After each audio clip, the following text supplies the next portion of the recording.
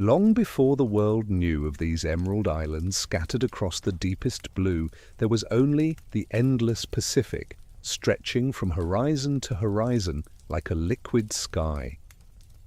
The ocean was not empty, though it seemed so to those who did not know its secrets. Beneath the waves swam creatures beyond counting, and above the surface, carried on currents of water and wind, travelled a people who understood the sea as no others ever would. These were the Polynesians, navigators without equal, who looked at the stars and waves and birds and saw not mystery, but a map written in the language of nature itself. The story of the Hawaiians begins not in Hawaii, but thousands of miles to the south and west, in islands whose names echo across the centuries. From Southeast Asia, ancestors of the Polynesian people had begun moving eastward perhaps 4,000 years ago, island by island, generation by generation. They carried with them everything they would need to build new worlds: taro and breadfruit, coconuts and sweet potato, pigs and chickens and dogs, and most importantly, the accumulated knowledge of countless voyages across open ocean. By the time they reached the islands of Samoa and Tonga, they had perfected an art that would allow them to find land in the largest ocean on Earth. The canoes they built were marvels of engineering, double-hulled vessels that could carry dozens of people, along with all their provisions, animals, and plants. These were not desperate rafts, but sophisticated ships, some stretching 60 feet or more in length, with sewn plank hulls that could withstand the tremendous force of ocean swells. The twin hulls provided stability that a single hull never could, and between them, lashed firmly with coconut fiber rope, sat a platform where shelters could be built and supplies secured. Sails woven from pandanus leaves caught the wind, and steering oars allowed precise control, even in challenging seas. To modern eyes they might seem primitive, but in their time and for their purpose, they represented technology as advanced as any sailing vessel anywhere in the world. Navigation was the greatest art of all, passed down from master to student in training that began in childhood and lasted years. There were no compasses, no sextants, no charts drawn on paper. Instead, navigators learned to read the ocean itself. They memorized the rising and setting points of stars along the horizon, knowing that each star marked a direction as surely as any compass point. They watched the swells, understanding that patterns of waves reflected the presence of distant land, sometimes hundreds of miles away.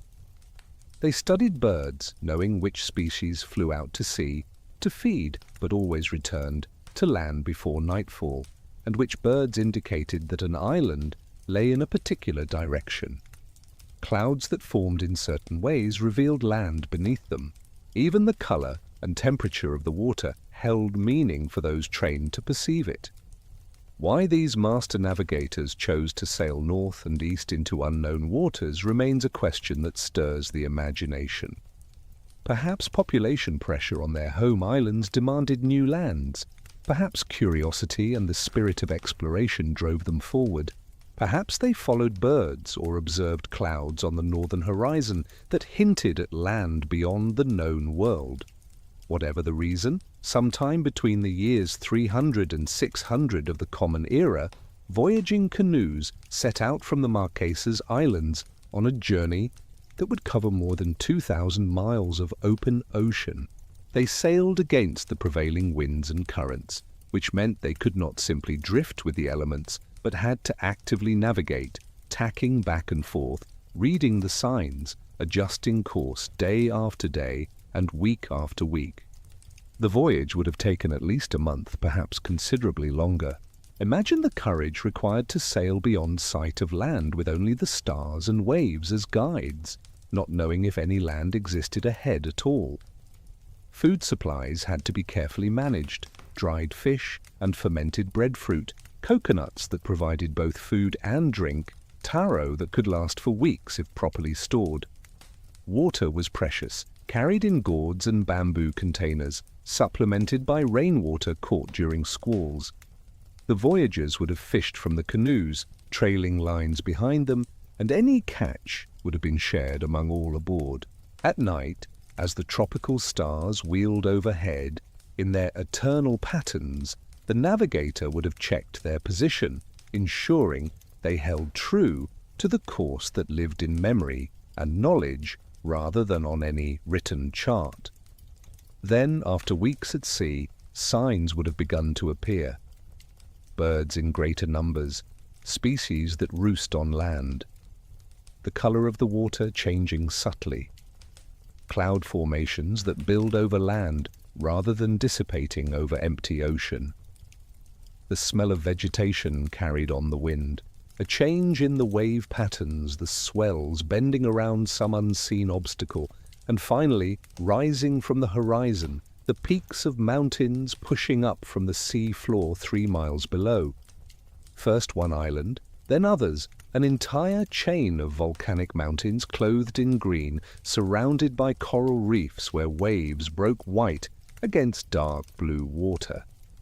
The voyagers had found land, an archipelago so isolated that it represented one of the last places on Earth to be discovered by humans. The islands they found were unlike anywhere their ancestors had lived. These were not low coral atolls, but soaring volcanic peaks, some rising more than 13,000 feet above the ocean. Massive shield volcanoes built layer upon layer over millions of years as the Pacific Plate moved slowly across a hotspot in the Earth's mantle, had created an island chain stretching hundreds of miles. The youngest and largest islands lay to the southeast, where volcanism continued even then, while older islands to the northwest had been worn down by wind and water over eons. On the big island of Hawaii itself, volcanic activity shaped the land daily, with lava flowing from the mountains to the sea, creating new ground even as other forces worked to tear it down. The climate proved remarkably varied for such a small geographic area. Northeastern shores caught the trade winds heavy with moisture from their journey across the Pacific, resulting in near-constant rainfall that fed thick rainforests and countless waterfalls. Southwestern coasts lay in the rain shadow of the mountains, creating dry, sunny conditions where different plants and different ways of life would develop. From sea level to the highest peaks, the islands contained a dozen distinct ecological zones, from coastal strands to cloud forests to alpine stone deserts above the tree line. It was a land of dramatic contrasts, where snow could fall on distant summits, while tropical heat blazed on beaches far below. When the first Polynesian voyagers arrived, they found an ecosystem that had evolved in complete isolation for millions of years. Birds filled ecological niches that mammals occupied elsewhere, and many had lost the ability to fly, having no predators to escape from. The islands had no land mammals except a small bat species. Plants had arrived as seeds carried by birds or winds or ocean currents, and having arrived they evolved into forms found nowhere else on Earth. The forests were rich with species that existed only here, having been cut off from the rest of the world for so long that they had become entirely unique. Into this pristine environment came the voyagers with their cargo of useful plants and necessary animals. They released pigs and chickens and dogs, which had no predators, and soon established themselves. They planted taro and breadfruit, sweet potato and banana, coconut and sugarcane, the crop plants that their ancestors had carried from island to island across the Pacific. Some of these plants thrived immediately in Hawaiian soil and climate. Others required adaptation and selection, and the early Hawaiians proved skilled at developing varieties suited to different elevations and different rainfall patterns. Within generations, agriculture began to reshape the landscape as forests were cleared for fields and settlements. The first settlers likely established communities near the shore, where fishing could supplement the crops they planted, and where travel by canoe between settlements remained easiest. The ocean provided abundant food for those who knew how to harvest it. Reefs teemed with fish that could be caught with nets and hooks, and deeper waters beyond the reefs held larger species. Octopus and lobster, sea urchin and various shellfish, seaweed in dozens of edible varieties, all became part of the Hawaiian diet. The new arrivals brought with them centuries of accumulated knowledge about the ocean and its resources, and they applied this knowledge to the waters surrounding their new home. As the population grew, settlements spread, following the coastline at first, and then pushing up into the valleys where streams provided fresh water, and where different crops could be grown at higher, cooler elevations. The social structure that had served their ancestors in other island groups was adapted to the new environment. Chiefs emerged, individuals who could claim lineage back to the gods, and who organized communal labor for projects that benefited all. The concept of kapu, a system of sacred laws and prohibitions, governed daily life and relationships between people of different ranks. What was forbidden to commoners might be allowed to chiefs. Certain foods were kapu to women. Certain places were kapu to all except priests. These restrictions served both religious purposes and practical ones, helping to manage resources and maintain social order. Religion permeated every aspect of life, not as something separate from daily activities, but woven into them. The gods were not distant but present in the land itself, in the volcanoes and the ocean, in the storms and the sunshine, in fertility and in destruction. Cain was the god of fresh water and sunlight, of forests and living things. Ku was the god of war and of activities associated with men. Lono brought the rains and fertility, governing the growing season. Kanaloa ruled the ocean. Pele, the volcano goddess, would become particularly important in Hawaii, where volcanic activity was not ancient history, but continuing reality. Temples called heiau were built, stone platforms where priests conducted rituals to maintain proper relationships between the human world and the divine. The early centuries after settlement saw the Hawaiian population grow and spread throughout the islands. On the largest island, called Hawaii, communities established themselves around the entire coastline and up into the high valleys. On Maui and Oahu, Kauai and Molokai and Lanai, the pattern repeated. Each island developed its own character, influenced by geography and the particular chiefs who rose to power. Some islands had harbors well suited to canoe traffic, others had waterfalls and streams in abundance. Still others had drier climates, but rich soil for particular crops. The isolation that had kept these islands hidden for so long from the rest of the world now kept them isolated from their ancestral homelands. Whether any voyages returned to the Marquesas, or whether later voyages arrived from Tahiti, as some oral traditions suggest, remains debated. What is certain is that Hawaii became its own world, and the people who lived there became Hawaiians, distinct from their Polynesian cousins to the south. Language evolved in isolation as well, Hawaiian diverging from other Polynesian languages while retaining deep similarities. The oral traditions, chants, and stories brought by the first voyagers were preserved and added to generation after generation. Genealogies were memorized, not just for chiefs, but for ordinary people, connecting everyone to ancestors and ultimately to gods. The story of creation was told and retold, how the Sky Father and Earth Mother came together, how the islands themselves were born. Place names accumulated, each one carrying meaning, each one part of a vast web of stories and associations that tied people to the land. A people who had no written language developed memories so prodigious that individuals could chant genealogies going back dozens of generations without error, could recite epic tales that took hours to perform, could navigate by memorized patterns of stars and waves across thousands of miles of empty ocean.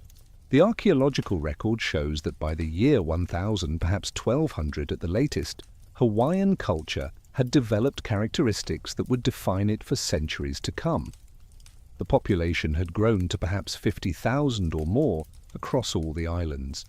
Agricultural systems were well established, with extensive taro fields in the wetlands and dry land cultivation of sweet potato at higher elevations. fishing had become sophisticated, with different techniques for different species and different conditions. The construction of fish ponds, artificial enclosures built along the shore where fish could be raised and harvested, demonstrated advanced understanding of aquaculture. Stone tools had been refined to high efficiency, with adzes for woodworking and cutting tools of various types. Kapa, cloth made from the bark of certain trees that was beaten until thin and soft, was decorated with intricate patterns using plant dyes. Featherwork, using the brilliant yellow, red, and black feathers of native birds, created capes and helmets and lei of astonishing beauty, reserved for chiefs and high priests. Society had stratified into distinct classes by this time. At the top were the alii, the chiefs, who claimed descent from gods and whose bloodlines determined their rank and power. Among the alii, subtle distinctions of rank were tracked through complex genealogies, with the highest chiefs being those whose parents were both of the highest rank, ideally siblings. Below the alii were the maka'ainana, the commoners, who worked the land and the ocean, who built the heiau and the fish ponds, who created the goods that sustained everyone. At the bottom were the kaua, outcasts whose origins remain unclear, people who had no rights and could be sacrificed at temple rituals. The kapu system regulated interactions between these classes, maintaining social boundaries through religious prohibition. Within this structured society, daily life for most people revolved around the essential tasks of survival and the seasonal rhythms of agriculture and fishing. Men generally handled the heavy agricultural work, the fishing, and the crafts of canoe building and construction. Women maintained households, made kapa cloth, and tended certain crops. Everyone had roles to play, and the system depended on everyone fulfilling their responsibilities. The concept of aloha, which would later be translated inadequately as love or compassion, was more complex and fundamental than either word suggests. It encompassed a reciprocal relationship, a giving and receiving, an acknowledgement of connection and obligation between people and chiefs, between everyone and the land and ocean that sustained them. As centuries passed and the Hawaiian population continued to grow, the simple chiefdoms of the early settlement period evolved into something more complex and more stratified. Power began to concentrate in the hands of particular families whose genealogies claimed the purest divine ancestry. The alii were not simply leaders but sacred beings, so suffused with mana, spiritual power, that their very presence could be dangerous to commoners. The highest chiefs were surrounded by kapu so strict that their food had to be prepared separately, that their possessions could not be touched by others, that even their shadow falling across a commoner could mean death for that unfortunate person. This was not mere political theatre but genuine religious belief, a conviction that chiefs carried such concentrated spiritual power that contact with them by those of lesser rank would cause harm. The genealogies that validated these claims reached back through generations of human chiefs to the gods themselves. Every high-ranking alii could trace their lineage to Papa and Wakea, the Earth Mother and Sky Father, whose union had created not only the Hawaiian Islands, but the Hawaiian people. According to the sacred stories, Wakea, whose name meant expansive sky, and Papa, whose name meant foundation or flat surface, came together in the time of creation. From their union was born the island of Hawaii, the largest and youngest of the chain, emerging from the sea as a child emerges into the world. Other islands followed, each one born of the divine couple, each one sacred in its own right. Then came the birth of humans, beginning with Ho'ohokukalani, daughter of Papa and Wakea, and continuing down through the generations in an unbroken chain to the present moment. This creation story was not merely ancient mythology but living genealogy, recited at important ceremonies used to validate the authority of rulers, passed from generation to generation with exacting precision. To know one's genealogy was to know one's place in the cosmos, To understand one's relationship, not just to other people, but to the land itself, to the gods, to everything that existed, the alii who could claim the purest lineage back to Papa and Wakea, whose family trees showed the least admixture with commoner blood, these were the chiefs who commanded the greatest mana and the highest rank. In some cases, brother and sister of the highest chiefly families married each other specifically to keep the bloodline pure, to create children whose rank on both sides was equally exalted. Such marriages, while shocking to later Western observers, made perfect sense within a system where genealogical purity translated directly to spiritual power. The political landscape of the islands during this middle period of Hawaiian history, roughly from 1200 to 1700, remained fluid and often violent. Each major island, and sometimes different districts within islands, were controlled by different chiefs, who owed no allegiance to any higher authority. Warfare between rival chiefs was common, fought over insults to honor, over disputed boundaries, over competition for the best agricultural lands or the richest fishing grounds. The armies that fought these wars consisted of commoners conscripted by their chiefs, armed with wooden spears, clubs, daggers, and slings. Hawaiian warfare favored close combat, individual feats of valor, and hand-to-hand fighting. Battles could be brutal, and the victors often killed the vanquished chief and his closest supporters, absorbing the defeated district into their own domain. Yet warfare also had ritual elements, with challenges issued formally, with certain times and places considered more appropriate for battle than others. The land itself was divided according to a system that reflected both practical needs and hierarchical social structure. The fundamental land division was the ahupua, a wedge-shaped section that typically ran from the mountains to the sea, ensuring that each section contained resources from all elevation zones. High in the mountains were forests that provided wood for construction and canoe building, birds for feathers, and plants for medicine. The middle elevations held taro fields watered by streams, and dry land fields for sweet potato. The lowlands near the coast offered different agricultural opportunities and access to the ocean. The shore and the ocean beyond provided fish, salt, and seaweed. An ahupua was thus ideally a self-sufficient unit, containing everything necessary for life. The chief controlled the ahupua, but the land was worked by konohiki, overseers who managed resources and directed the labor of the maka'ainana, the commoners who actually planted and harvested, fished, and built. The commoners did not own the land they worked, but held it at the pleasure of the chief through the konohiki. In return for the right to cultivate land and harvest from the ocean, they owed the chief a portion of what they produced and were obligated to work on chiefly projects when called upon. This might mean laboring to build a heiau, constructing a fish pond, or serving in the chief's army during warfare.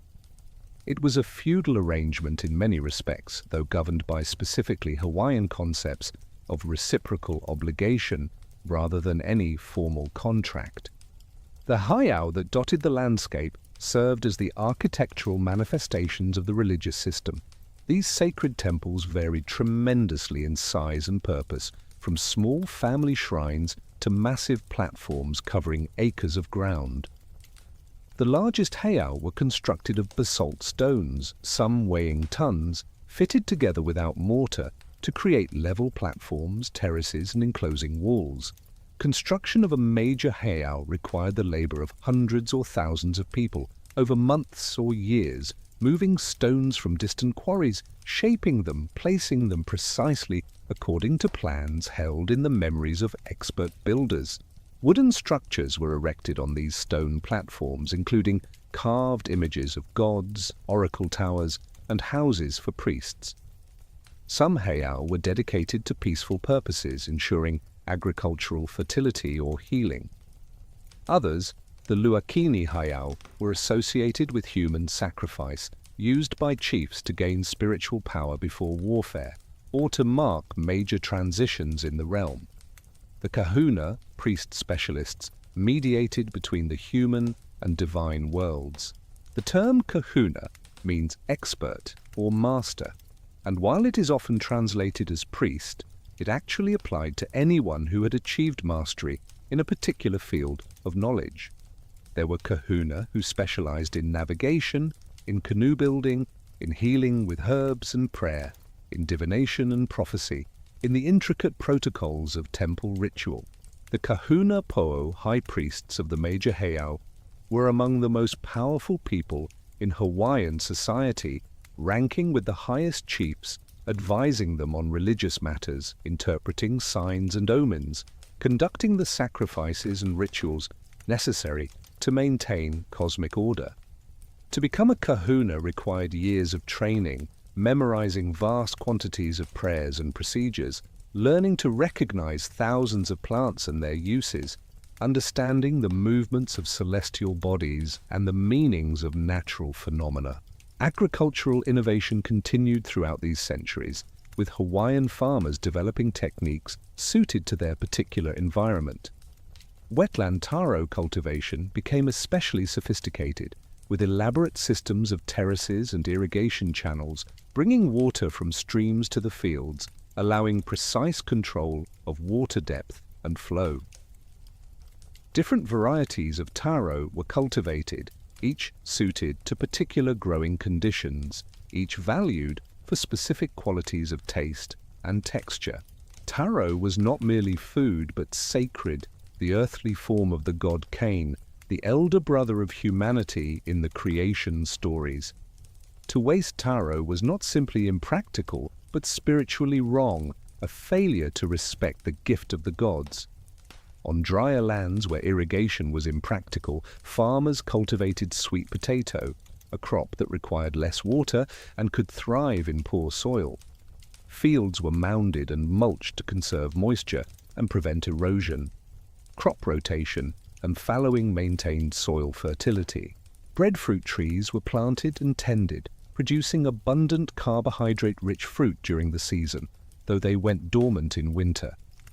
Bananas and coconuts, sugarcane and various gourds, Thai plants for food and ritual uses, all found their place in the Hawaiian agricultural system. The variety of crops and the development of dozens or hundreds of varieties within each crop type created resilience against crop failure and provided dietary diversity. Fishing techniques evolved to match the incredible variety of marine resources surrounding the islands. Nets were woven in different patterns for different purposes. Throw nets for small fish in shallow water, large seine nets that could be pulled by dozens of people to surround whole schools of fish, set nets that could be anchored in place to catch fish moving along the shore. Hooks were carved from bone and shell and wood, each design intended for a particular species. Lines were braided from plant fiber, strong enough to land fish weighing hundreds of pounds. Fish hooks and fishing methods were passed down within families, jealously guarded secrets that gave advantage to those who possessed them. Spearfishing in shallow water and freediving for octopus, lobster, and shellfish required skill and courage and intimate knowledge of the reefs and their inhabitants. The fish ponds represented perhaps the most advanced aquaculture anywhere in the Pacific. These artificial enclosures were built along the shoreline, walls of coral and stone constructed in shallow water to create lagoons that remained connected to the ocean through gates. Small fish could enter through the gates but grew too large to escape, creating natural fish farms that could be harvested sustainably. The construction of a large fish pond required moving thousands of tons of stone, building walls that could withstand storm waves, maintaining gates, and repairing damage from the elements. Fish ponds became markers of chiefly power, their construction a demonstration of the ability to command labor on a massive scale, their productivity a source of prestige and of high-quality protein reserved largely for chiefly consumption. Daily life for the commoners who made up the vast majority of the population revolved around work and family, the rhythms of planting and harvest, the rituals that marked important transitions. Homes were simple structures with wooden frames and thatched roofs, sometimes with stone platforms but often built directly on the ground. Interior spaces were minimal, used mainly for sleeping and shelter from storms, since much of life took place outdoors.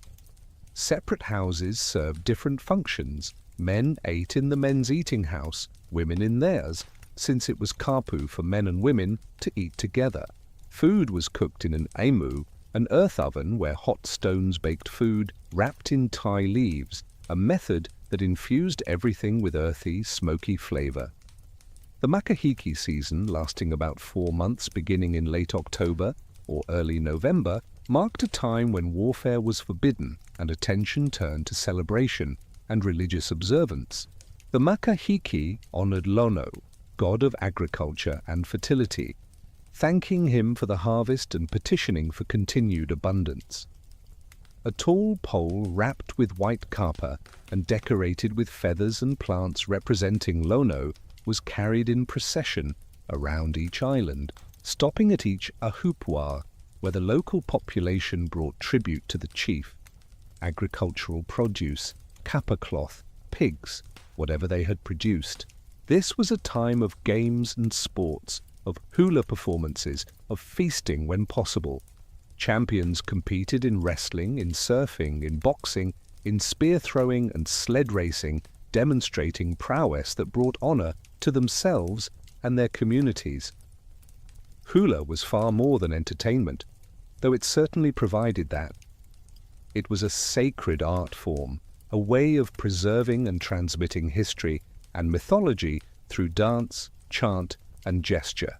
The movements of hula told stories, each motion of the hands and body carrying specific meaning, each word of the accompanying chant precisely memorized and performed.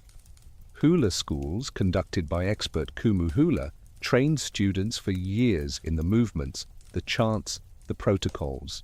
To dance hula was to embody the stories of the gods and ancestors, to make the past present, to connect the dancer and the audience to something larger than themselves. Some hula were sacred, performed only in temples or on special occasions, while others were more informal, though all demanded skill and devotion to the art. The creation of kapa cloth, the province of women, was itself an art requiring great skill and patience. The inner bark of certain trees, particularly the paper mulberry brought by the first settlers, was stripped and soaked, then beaten on wooden anvils using wooden beaters carved with fine grooves. The beating felted the fibers together and spread the bark into thin sheets. Multiple layers could be beaten together to create thicker cloth.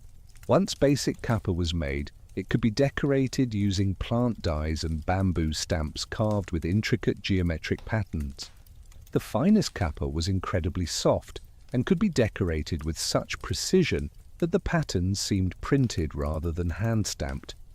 Kapa served for clothing, for bedding, for wrapping sacred objects, for tribute to chiefs. Its production consumed enormous amounts of time and labor, which was precisely what made fine kapa valuable, a store of accumulated work that could be displayed as wealth and given as gifts that conveyed status. Feather work represented the absolute pinnacle of Hawaiian craftsmanship and wealth. Native forest birds, particularly the iiwi, apapane, and mamo, had bright red and yellow feathers that were collected by specialist bird catchers. Using sticky sap spread on branches where birds perched or using long poles to snare them, bird catchers would capture birds, pluck a few feathers, and release them unharmed to grow more feathers for future harvests. A single cloak for a high chief might incorporate feathers from thousands of birds collected over many years. The feathers were tied to a net backing made of alona fiber, arranged in precise patterns that created stunning visual effects. Yellow and red feathers contrasted with black to create geometric designs or covered entire cloaks in single colors that seemed to glow in sunlight. Feather cloaks and capes, feathered helmets, and feathered lei were worn by chiefs on ceremonial occasions as displays of wealth, power, and divine authority. To see a high chief arrayed in full regalia, covered in feathers collected from thousands of birds, was to see mana made visible. Trade between islands occurred regularly, though the absence of large canoes capable of carrying heavy cargo meant trade focused on high-value goods that were worth the risk and effort of ocean voyages. Basalt from certain quarries on Kauai, valued for adze making, found its way to other islands. Kapa and featherwork, carved wooden bowls and tools, salt from the salt pans of certain coasts, all moved between islands through networks of kinship and reciprocal obligation.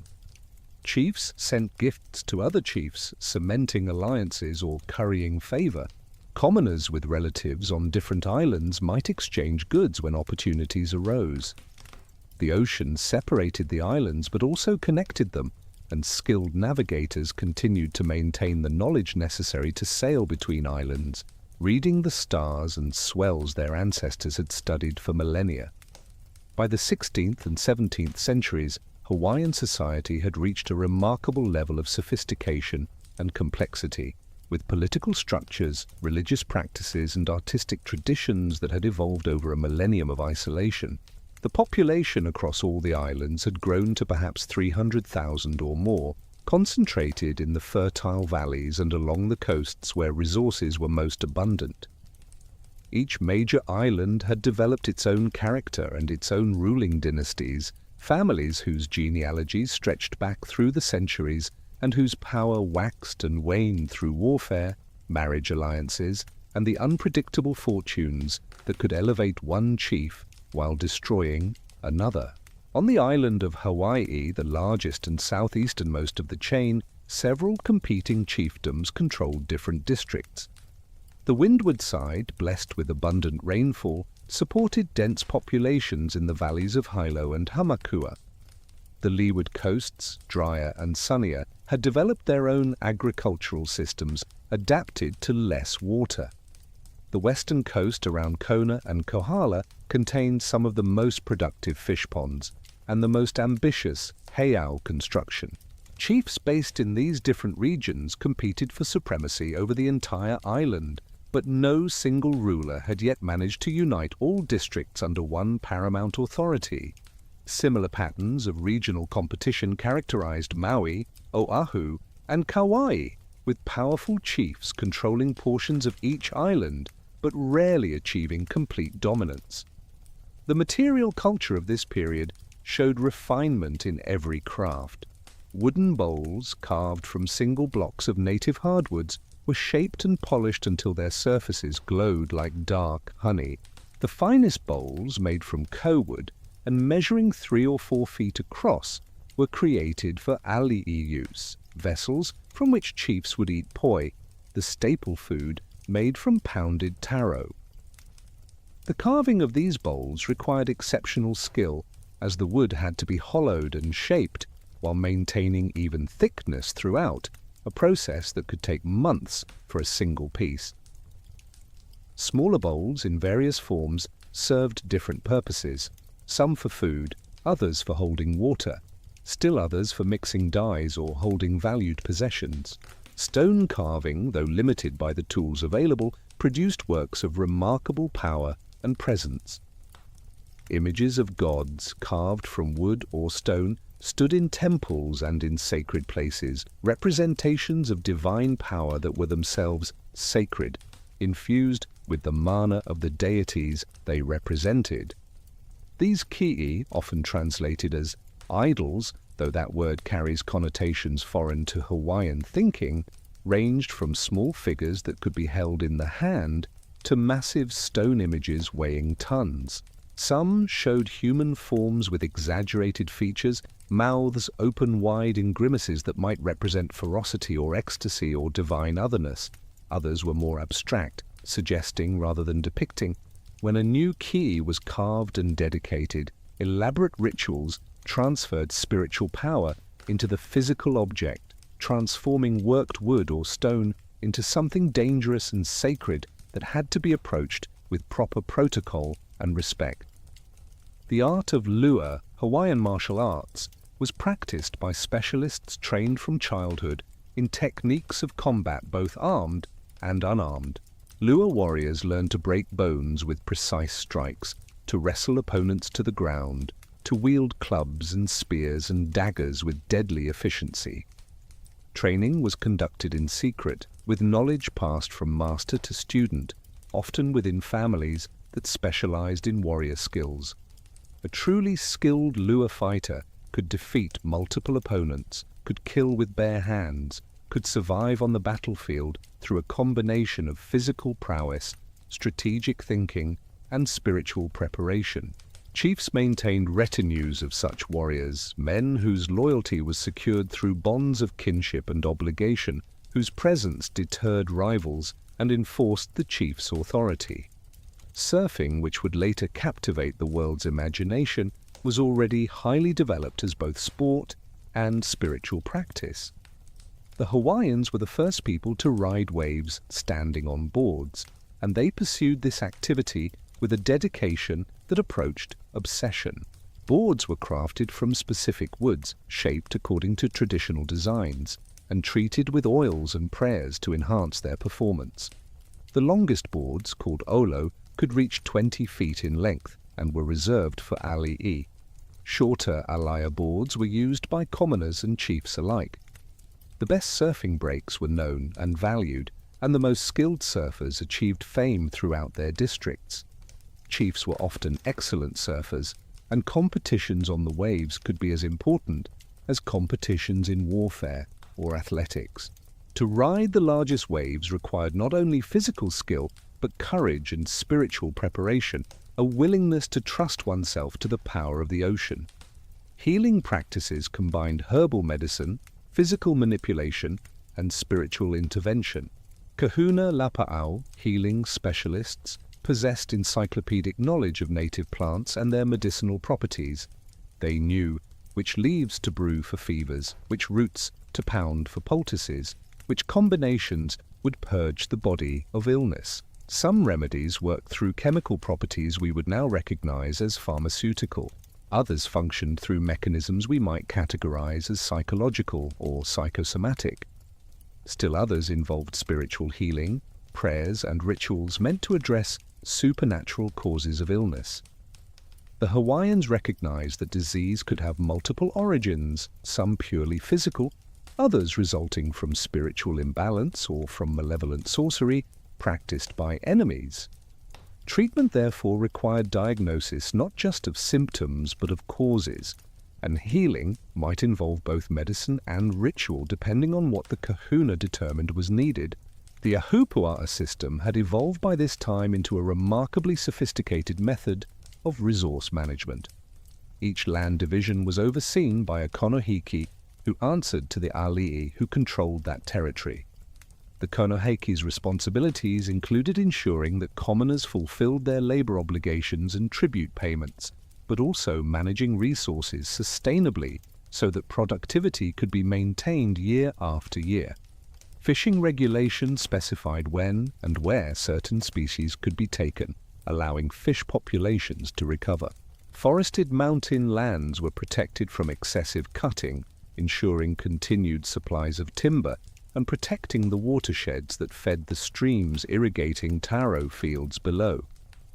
The system was not democratic or egalitarian, but it did create incentives for long-term thinking, since a konohiki who allowed resources to be depleted would have less tribute to present to his chief, resulting in loss of position or worse. The kapu system that governed daily life had grown increasingly elaborate, with prohibitions that regulated nearly every aspect of existence for people of all ranks. The aikapu, the eating kapu, forbade men and women from eating together and forbade women from eating certain foods, particularly pork, coconuts, bananas, and most types of fish. These restrictions were not mere customs, but sacred laws, violations of which could result in death. Other kapu governed interactions between people of different ranks, regulated activities during certain seasons, protected resources, and maintained the boundaries between the sacred and the profane. Modern observers have sometimes dismissed these restrictions as arbitrary or as tools of oppression, and certainly they serve to maintain social hierarchies. Yet within the Hawaiian worldview, kapu were necessary to maintain cosmic order, to keep spiritual power properly channeled, to prevent chaos that would result if boundaries were dissolved. As the 17th century progressed into the 18th, population pressures began to strain resources in some areas. The most productive lands were intensively cultivated, and expansion into marginal areas had reached practical limits. Competition between chiefs intensified, and warfare became more frequent and more consequential.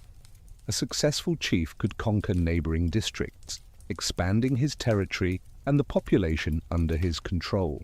A defeated chief might lose everything, fleeing with a handful of loyal followers to seek refuge with a more powerful relative or ally, hoping for an opportunity to reclaim what had been lost. The political landscape shifted constantly as alliances formed and dissolved, as ambitious lesser chiefs challenged their superiors, as succession disputes erupted when high chiefs died without clear heirs or with multiple claimants. Into this dynamic and complex world, completely isolated from the rest of humanity, came an event that would change everything. On January 18, 1778, two ships appeared off the coast of Kauai, vessels unlike anything Hawaiians had ever seen. These were not the double-hulled canoes that traveled between islands, but enormous wooden structures with multiple masts rising high above the water, with sheets of white fabric catching the wind, with complexity and size that seemed almost supernatural. Captain James Cook, commanding HMS Resolution and HMS Discovery on his third voyage of Pacific exploration, had accidentally encountered the Hawaiian Islands while searching for the Northwest Passage. His arrival would mark the end of isolation and the beginning of transformations that would nearly destroy everything Hawaiians had built over 1,000 years. The first encounters between Cook's crew and the Hawaiians of Kauai were cautious but friendly. The British were desperate for fresh provisions after months at sea, while the Hawaiians were fascinated and alarmed by these strange visitors and their impossible ships. Trade began almost immediately, with Hawaiians offering food and water in exchange for iron nails and metal objects that were far superior to any tools they possessed. Iron was known to Hawaiians, tiny pieces having occasionally washed ashore from shipwrecks elsewhere in the Pacific, but they had no source of metal and treasured even small fragments. The British had iron in abundance, and they quickly realized how valuable it was to people who had only stone tools. Cook noted in his journals that the Hawaiians seemed remarkably healthy and numerous, that their agricultural systems appeared extensive and well managed, that their society was clearly stratified with chiefs who commanded obvious respect and authority. The Hawaiians in turn tried to understand these strange visitors within their own framework of knowledge. Some initially thought the British might be gods or spirits returning from Kahiki, the ancestral homeland in the south from which the first voyagers had come. Cook himself may have been identified with Lono, the god honored during Makahiki, an identification that would have fateful consequences. After staying at Kauai for several weeks, Cook departed to continue his exploration, sailing north to search for the Northwest Passage. His expedition spent the spring and summer of 1778 in northern waters, eventually reaching the Arctic before ice forced them to turn back. In November 1778, Cook returned to the Hawaiian Islands, this time approaching the island of Maui before sailing on to the big island of Hawaii. The timing of his arrival coincided with the Makahiki season, when warfare was forbidden and the procession of Lono circled the island collecting tribute. The Resolution and Discovery, with their tall masts and white sails, resembled nothing so much as the floating symbol of Lono himself. Cook sailed around the island, mapping the coastline, trading with Hawaiians who came out in canoes, observing and recording everything he saw. Finally, in mid-January 1779, the ships anchored in Kealakekua Bay on the west coast, a place sacred to Lono. Thousands of Hawaiians greeted the ships, canoes surrounding the British vessels, people swimming out from shore, everyone eager to see these marvels and these strange men.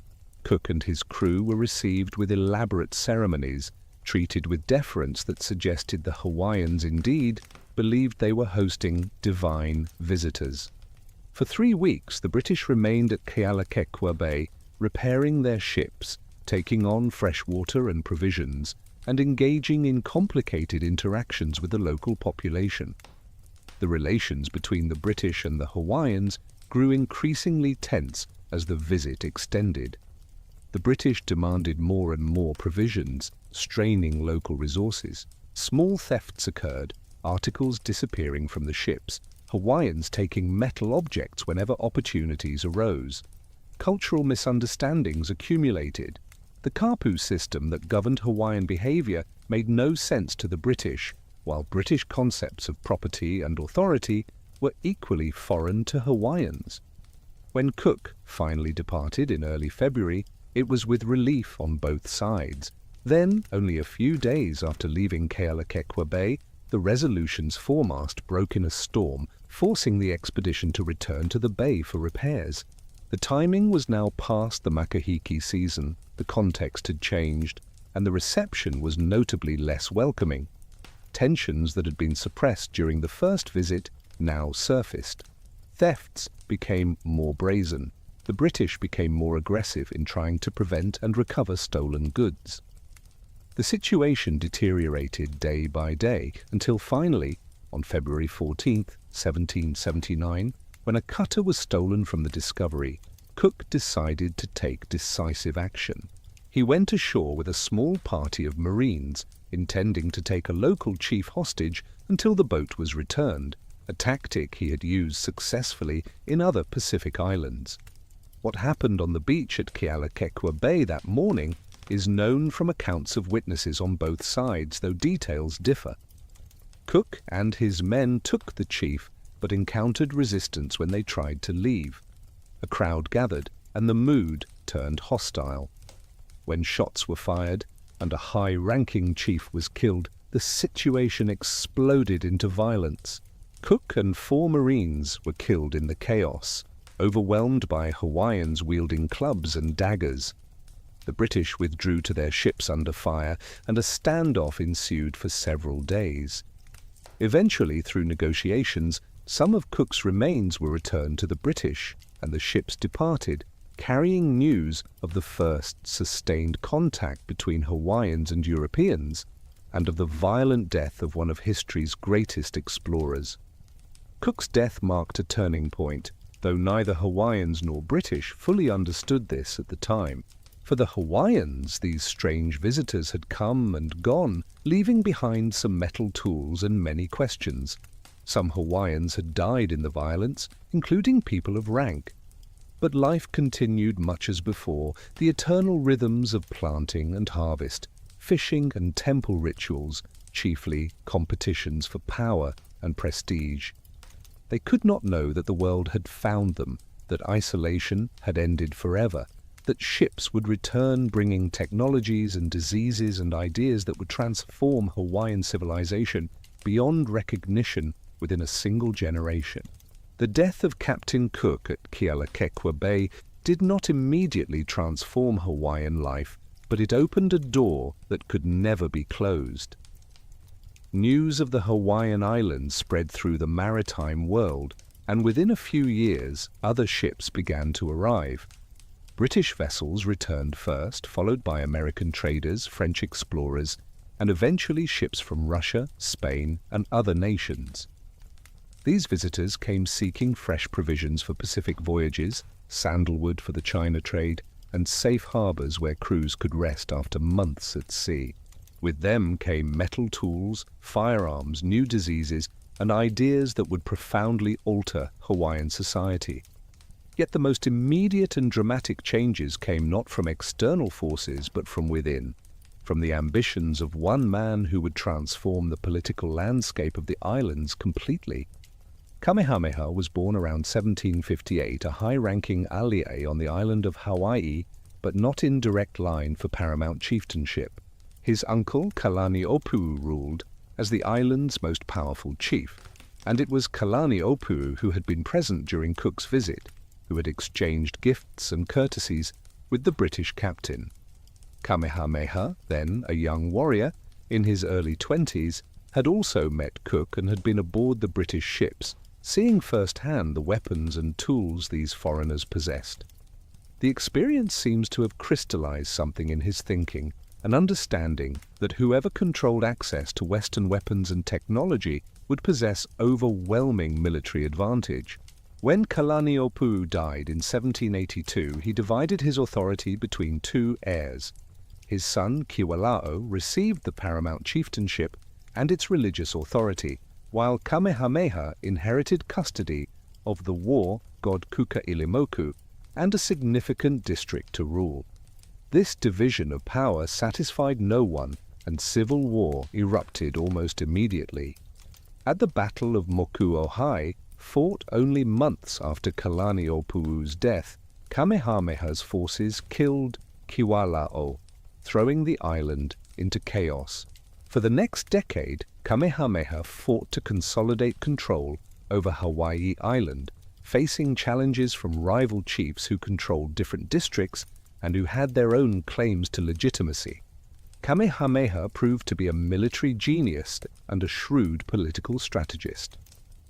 He understood that traditional Hawaiian warfare, fought largely with wooden weapons in hand-to-hand combat, would give way to a new kind of fighting once firearms became common. When foreign ships arrived, Kamehameha traded provisions and sandalwood for muskets, cannons, and ammunition. He recruited Western sailors who had deserted or been left behind, men who understood how to maintain and use European weapons, how to aim cannons, how to organize troops in ways different from traditional Hawaiian tactics. Two such men, John Young and Isaac Davis, became trusted advisors to Kamehameha after circumstances stranded them in the islands. Their knowledge of Western military technology gave Kamehameha advantages his rivals could not match.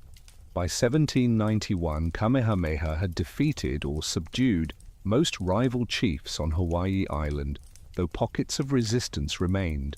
His attention now turned to the other islands, particularly Maui, which lay close enough that fleets of war canoes could make the crossing in favorable conditions.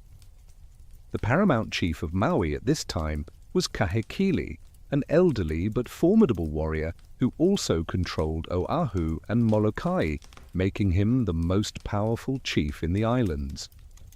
The coming confrontation between Kahekili and Kamehameha would determine whether the Hawaiian Islands would be united under a single ruler or remain divided among competing chiefs. In 1790, Kamehameha launched an invasion of Maui while Kahekili was on Oahu.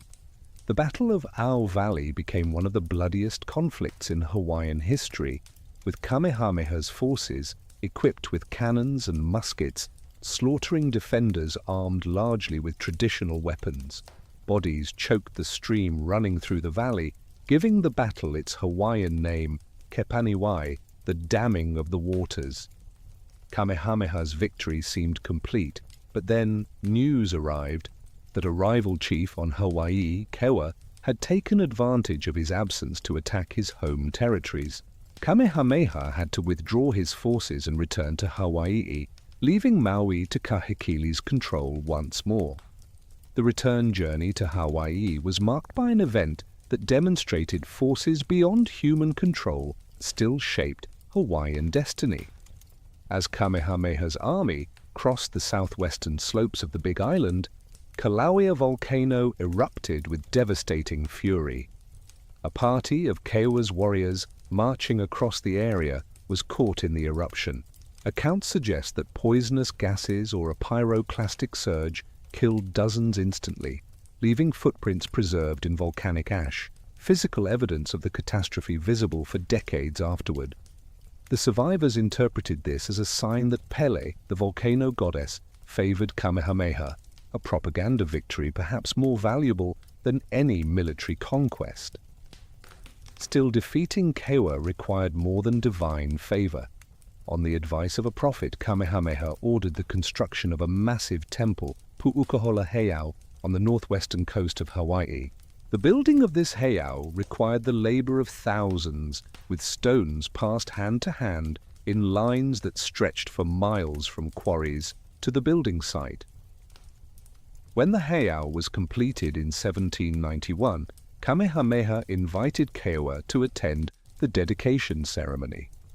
Whether Kiowa came willingly or understood he faced certain death remains debated, but when he stepped ashore, he was killed along with his companions. His body was sacrificed to Kukailimoku, consecrating the temple with the blood of a high chief. With Kiowa dead, resistance on Hawaii Island collapsed, and Kamehameha ruled the entire island unchallenged. Kahekili died in 1794, and his kingdom immediately fractured as his sons and other relatives fought over the succession.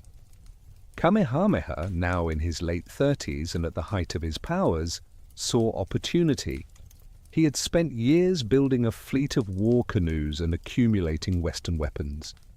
His army included Hawaiian warriors trained in traditional combat and disciplined formations learned from his Western advisors. When civil war erupted on Oahu between rival claimants to Kahekili's territories, Kamehameha prepared to intervene decisively. In 1795, Kamehameha launched the largest military expedition in Hawaiian history. Hundreds of war canoes carried thousands of warriors from Hawaii and Maui to Oahu. The fleet landed on the southern coast, and Kamehameha's army advanced inland, overwhelming defending forces through superior numbers and firepower. The defenders retreated northward, fighting delaying actions but unable to halt the advance. The final battle occurred in Nuuanu Valley, a steep-walled ravine that opens onto the windward coast of Oahu. Kamehameha's forces trapped the defenders against the cliffs, and in the desperate fighting that followed, hundreds of warriors were driven over the precipice, falling hundreds of feet to their deaths. The victory was total and terrible, and with it, Kamehameha controlled the major islands of Hawaii, Maui, Molokai, Lanai, and Oahu. Only Kauai and Niihau, the northwesternmost inhabited islands, remained independent. Their paramount chief, Kaumualii, had avoided the wars of unification, protected by the 100 miles of open ocean separating Kauai from Oahu. Kamehameha prepared invasions of Kauai twice, in 1796 and 1804, but both attempts failed. The first time, his fleet was caught in a storm in the Channel, and many canoes were lost with their crews. The second attempt was abandoned when disease, possibly cholera or typhoid, brought by a foreign ship, swept through Kamehameha's army encamped on Oahu, killing hundreds before they could even embark. Rather than risk another military failure, Kamehameha eventually negotiated. In 1810, Kaumualii agreed to cede Kauai and Niihau to Kamehameha's authority while retaining local control during his lifetime. Whether this agreement was purely diplomatic or backed by implicit threat of force, it achieved Kamehameha's goal. For the first time in history, all the major Hawaiian islands were united under a single ruler. The Kingdom of Hawaii had been born, a nation that would be recognized by the major powers of the world as a sovereign state. Kamehameha's success in unifying the islands rested on multiple factors. His personal qualities of leadership and strategic vision were crucial, but so was his willingness to adopt Western technology and to employ foreign advisors. The timing of unification also mattered. The introduction of firearms and cannons created a window of military advantage for whoever controlled these weapons. Had all chiefs gained equal access to Western arms simultaneously, unification might have been impossible, the resulting wars merely more destructive versions of traditional conflicts. Kamehameha moved decisively during the brief period when his advantage in firepower was overwhelming. Yet unification came at tremendous cost. Thousands had died in the wars, including many high-ranking alii whose genealogies stretched back centuries. Traditional power structures were disrupted as Kamehameha replaced chiefs who had opposed him with loyal supporters, redistributing lands and breaking up old alliances. The kapu system remained in place, but the political landscape had been transformed. Where once each island had its own paramount chief, now all chiefs answered ultimately to Kamehameha, who held power of life and death over everyone in the kingdom. The impact of foreign contact accelerated during Kamehameha's reign. More ships arrived each year, and a permanent community of foreign residents established itself, particularly in Honolulu on Oahu, which had one of the best natural harbors in the islands. These foreigners included traders, deserters from ships, adventurers seeking opportunity, and eventually missionaries who would arrive seeking to save Hawaiian souls. With the foreigners came diseases against which Hawaiians had no immunity. Epidemics of influenza, typhoid, and other illnesses swept through the population repeatedly. Venereal diseases spread through contact between Hawaiian women and foreign sailors. The population, which may have numbered 300,000 or more before contact, began a catastrophic decline that would continue for a century. Kamehameha recognized both the opportunities and dangers that came with foreign contact. He maintained a monopoly on the sandalwood trade, which became the kingdom's primary source of revenue. Sandalwood trees grew in Hawaiian forests, and the fragrant wood was highly valued in China, where it was used for incense and carving. Foreign traders would buy entire shiploads of sandalwood in Hawaii to sell at enormous profit in Canton. Kamehameha controlled access to the forests and controlled the labor needed to cut the trees and carry the heavy wood to the coast. He accumulated vast wealth in foreign goods, cloth and tools, firearms and ships, luxury items from around the world. He also maintained the traditional Hawaiian system of land tenure and social organization, even while adapting to new realities. The ahupua system continued to function, with Konohiki collecting tribute from commoners and passing it up to higher chiefs and, ultimately, to Kamehameha himself. The kapu system remained in force, governing daily life and maintaining the sacred authority of chiefs. Temples continued to function, priests continued their rituals, and the old gods were still honored, even as foreign influences grew. Kamehameha understood that his power rested on traditional sources of authority as much as on military might, and he was careful to present himself as a proper Hawaiian chief, observing the forms and protocols that his position required. In 1812, Kamehameha moved his court from Kailua on the Big Island to Honolulu on Oahu, recognizing that the latter's superior harbor and central location made it more suitable as a capital for the unified kingdom. Honolulu began to grow from a small village into a town, with a waterfront crowded with foreign ships, warehouses storing goods for trans-Pacific trade, and a mixed population of Hawaiians and foreigners. The town became a window through which Western culture and ideas flowed into the kingdom for better and worse. As Kamehameha aged, he prepared for succession, designating his son Liholiho as heir.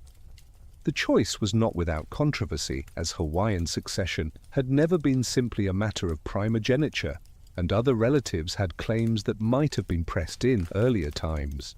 But Kamehameha's authority was such that his designation could not be openly challenged.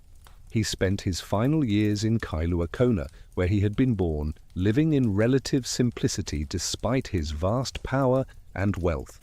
When he died in May 1819, probably in his early 60s, his bones were hidden according to tradition, secreted away in a location known only to a trusted few, never to be found, despite numerous searches over the following 2 centuries. His mana was too great to risk anyone gaining possession of his remains. The death of Kamehameha left the Hawaiian Kingdom at a crossroads, caught between the old world of kapu and gods and the new world of foreign ships and foreign ideas. His son Liholiho, who took the name Kamehameha II, was in his early 20s, young and untested, inheriting a kingdom his father had forged through decades of warfare and careful diplomacy. The challenge facing the new king was not merely political, but spiritual. for the old religious system that had governed Hawaiian life for 1,000 years was showing cracks that would soon become chasms. The most powerful person in the kingdom during this transition was not Kamehameha the Great, but Ka'ahumanu, Kamehameha's favorite wife, and a woman of extraordinary intelligence and force of will. She had been designated Kuhina Nui, a position something like co-ruler or regent, giving her authority nearly equal to the young king's. Ka'ahumanu was in her early 40s when Kamehameha died, mature and experienced, and she had ideas about the direction the kingdom should take.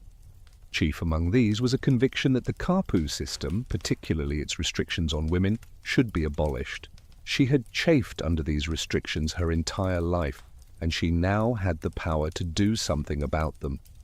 The kapu that bothered Ka'ahumanu and other high-ranking women most was the a'ai kapu, the eating prohibition that forbade men and women from dining together and forbade women from eating certain foods.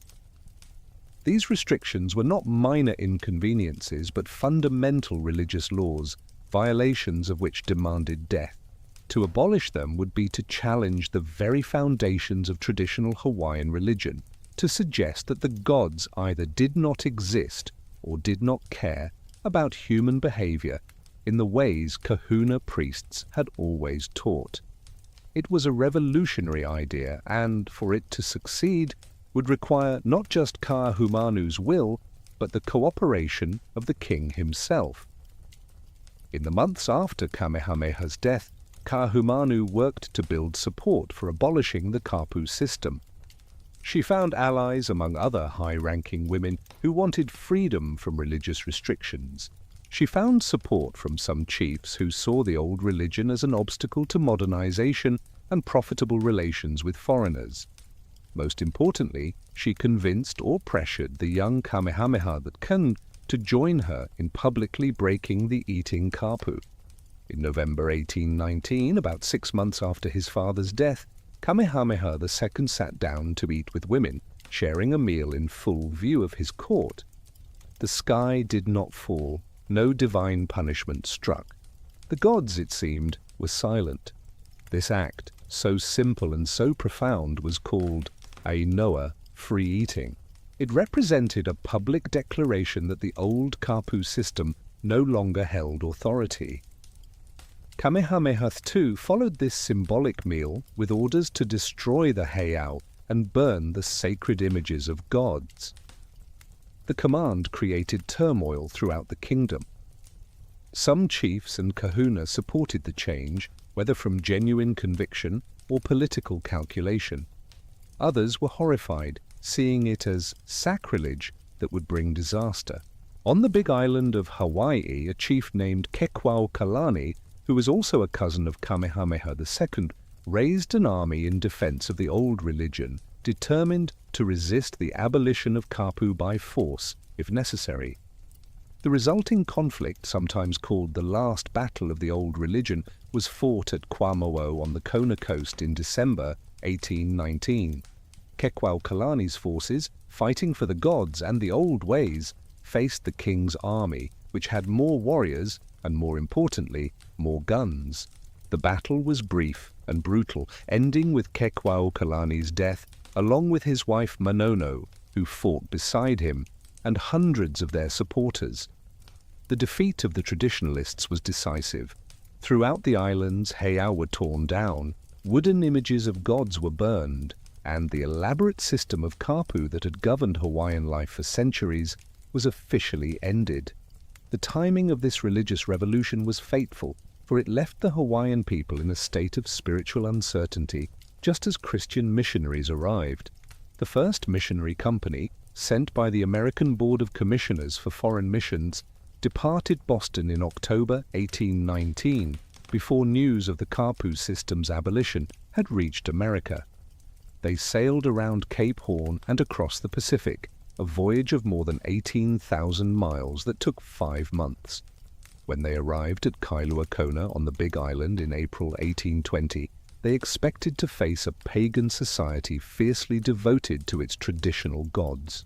Instead, they found a population whose religious system had collapsed, leaving people uncertain about the nature of the divine and receptive to new spiritual answers.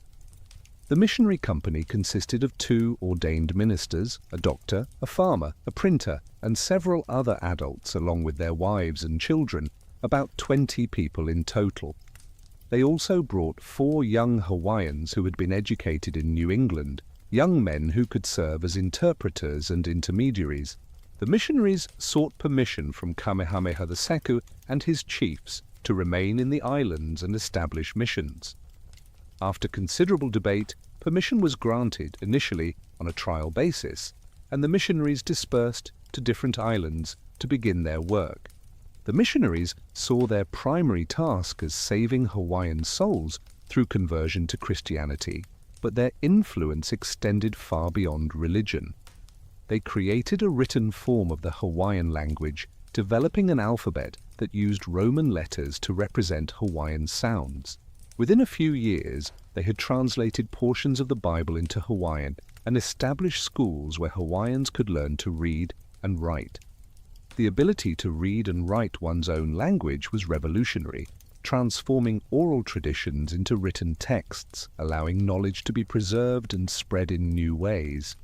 By the 1830s, literacy rates in Hawaii were among the highest in the world, with tens of thousands of Hawaiians able to read and write in their own language.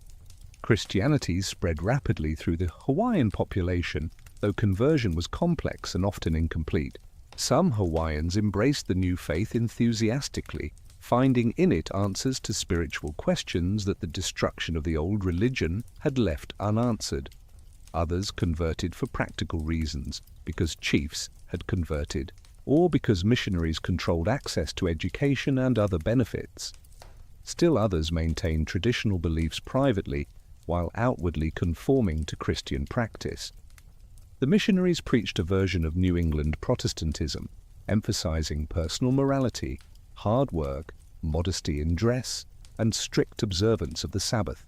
Many traditional Hawaiian practices, including hula, were condemned as heathen or immoral, and converts were expected to abandon them. The high chiefs converted relatively quickly, seeing in Christianity both spiritual meaning and political advantage. Baptism and church membership became marks of sophistication and connection to the powerful nations of the West. Kaahumanu, who had engineered the overthrow of the kapu system, became one of Christianity's most fervent converts and most powerful advocates, using her authority to enforce missionary standards of behavior throughout the kingdom. Laws were passed requiring church attendance, forbidding work on Sunday, regulating sexual behavior, and banning various practices the missionaries considered immoral or degrading. Kamehameha the Great, known as Liholiho to distinguish him from his father, proved less interested in governing than in pleasure. He struggled with alcohol, a substance that Hawaiians had never encountered before European contact, and to which they had no cultural defenses. His reign was marked more by Kaahumanu's leadership than his own. In 1823, seeking recognition for the Hawaiian Kingdom, and probably also seeking escape from domestic complications, Liholiho and his favorite wife Kamamalu embarked on a visit to England. The voyage was intended to establish diplomatic relations and demonstrate that Hawaii was a civilized nation worthy of respect from European powers. The Hawaiian delegation arrived in London in May 1824 to considerable public interest. Londoners were fascinated by these exotic visitors from the Pacific, and Liholiho and Kamamalu were received with courtesy, if not quite the full honors they had anticipated. However, before they could meet with King George IV, both Liholiho and Kamamalu contracted measles, a disease against which they had no immunity. Within days of each other, in July 1824, they both died, far from home, their mission incomplete. Their bodies were returned to Hawaii aboard HMS Blonde, sent by the British government as a mark of respect, arriving in Honolulu in May 1825 to public mourning. Liholiho had been king for only 5 years, and his greatest legacy was perhaps what he had destroyed rather than what he had built. Succession fell to Liholiho's younger brother, Kauikeauli, who took the name Kamehameha the Great. He was only about 10 years old when he inherited the throne, necessitating a regency. Kaahumanu continued to exercise the real power, governing the kingdom while the boy king received education from missionaries and grew toward maturity. The regency period saw continued transformation of Hawaiian society along lines the missionaries favored, with laws increasingly reflecting Christian moral standards and Western concepts of governance. The sandalwood trade, which had been so profitable during Kamehameha I's reign, began to decline as Hawaiian forests were stripped of the valuable trees. Chiefs, eager to obtain Western goods on credit from traders, had allowed unsustainable harvesting, ordering commoners into the mountains to cut and haul sandalwood until few mature trees remained. The debts chiefs accumulated to foreign merchants became a significant problem, creating economic pressure that would have long-term political consequences. The kingdom needed new sources of revenue and new ways to integrate into the global economy that was increasingly focused on the Pacific. The 1820s also saw the beginning of the whaling era in the Pacific. Whaling ships from America and Britain, hunting sperm whales for their oil, began to use Hawaiian ports for resupply and rest. Honolulu and Lahaina on Maui became major whaling ports, with dozens of ships arriving each season. The whalers brought money, spending freely on provisions, repairs, and entertainment. They also brought problems, as hundreds of sailors on shore leave sought alcohol and women, creating disorder and tension with missionaries who tried to restrict such activities. The conflict between the commercial interests that profited from serving whalers and the missionaries who sought to protect Hawaiian morality would simmer for decades. Agriculture began to shift during this period from subsistence farming to commercial production. Foreigners, recognizing opportunities in Hawaiian climate and soil, established small plantations growing sugarcane, coffee, and other crops for export. The traditional ahupua'a system, where land belonged to chiefs and was worked by commoners in exchange for protection and the right to subsistence, began to give way to different concepts of land ownership and labor. Foreigners wanted to lease or buy land outright, to employ workers for wages, to invest capital in agricultural improvements. These ideas were foreign to traditional Hawaiian thinking, but economic pressures made them increasingly attractive to chiefs who needed cash to pay debts and maintain their status. Kaahumanu died in 1832, still serving as Kuhina Nui, having guided the kingdom through more than a decade of transformation. Her death marked the end of the generation that had known the old Hawaii before foreign contact. Those who came after, including Kamehameha the Great himself, had grown up in a world where Christianity, literacy, and foreign trade were simply facts of life rather than revolutionary innovations. The young king, now approaching adulthood, would face challenges his father and Kaahumanu never imagined, as foreign powers began to take active interest in the Hawaiian Islands, and as pressure mounted to transform the kingdom's government and economy along Western lines. In 1835, a Catholic mission arrived from France, challenging the Protestant monopoly on Christian instruction. Kamehameha the Great, influenced by Protestant missionaries who had been his teachers, initially expelled the Catholics and persecuted Hawaiian Catholics, creating an international incident. France sent a warship to Honolulu in 1839, demanding religious freedom for Catholics and threatening bombardment if the kingdom did not comply. Faced with overwhelming force, Kamehameha the Great capitulated, granting religious toleration and paying an indemnity. The incident demonstrated the kingdom's vulnerability to pressure from powerful nations and began a pattern of foreign intervention in Hawaiian affairs. British and American interests in the islands were also growing. Both nations had citizens residing in Hawaii, both had commercial interests they wanted protected, and both were concerned about the other gaining advantage. In 1843, a rogue British captain actually seized control of Hawaii for several months, raising the British flag and declaring the islands a British possession.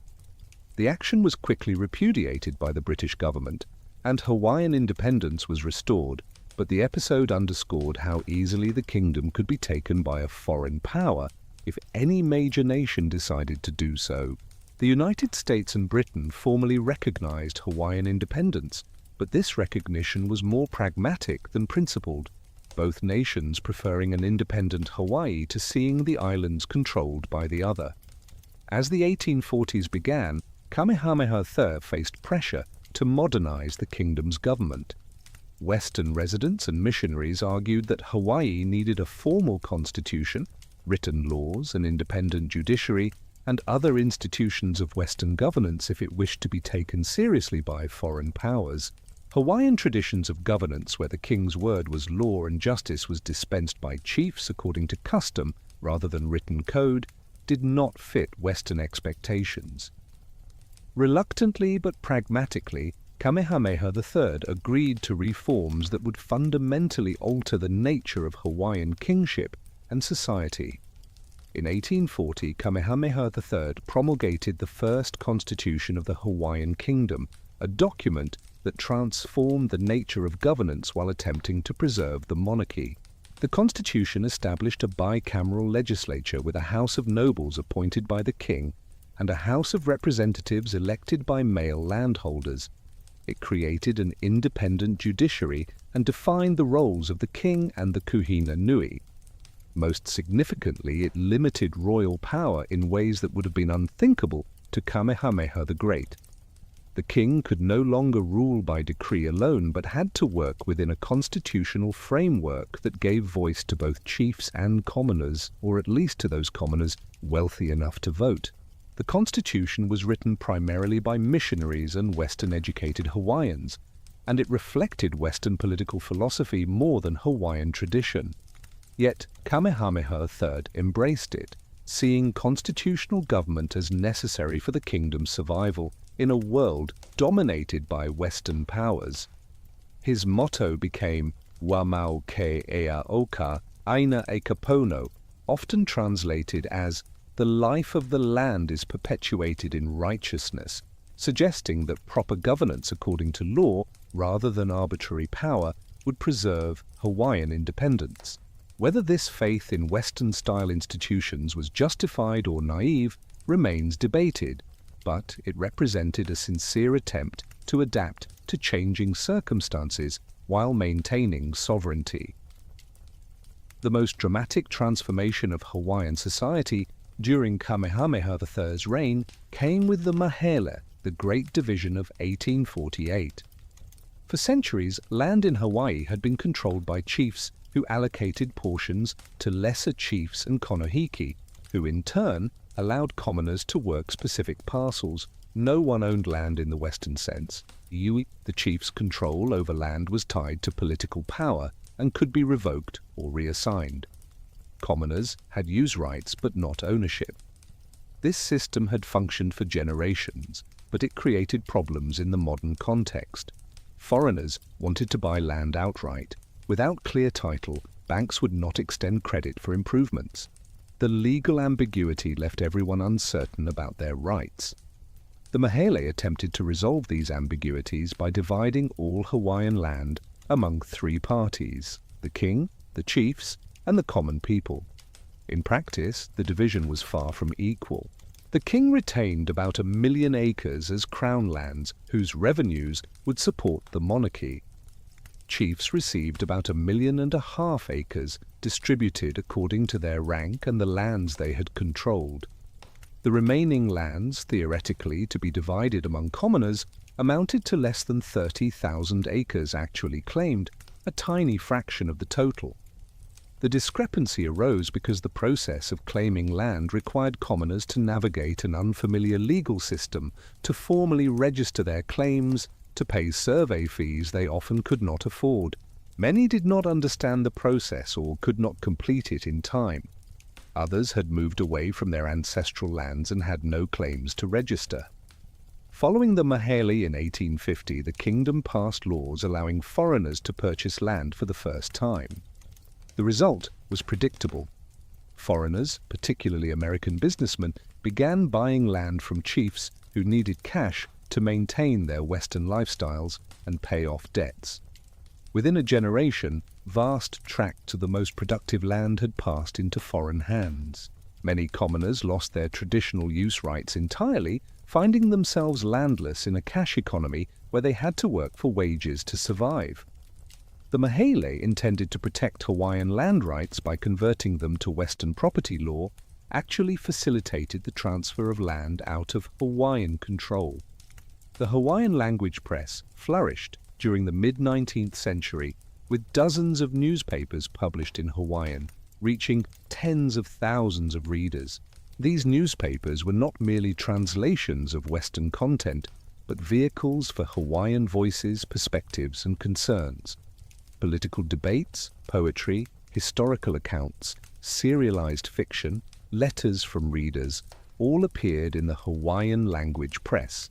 Literacy remained high among Hawaiians, and the newspapers helped maintain Hawaiian language and culture, even as English became increasingly important for business and government.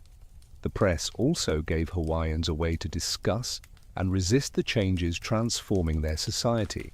Sugar emerged as the dominant force in the Hawaiian economy during the 1850s. Small sugar plantations had existed for decades, but now large-scale operations began, requiring massive capital investment in mills, irrigation systems, and labor.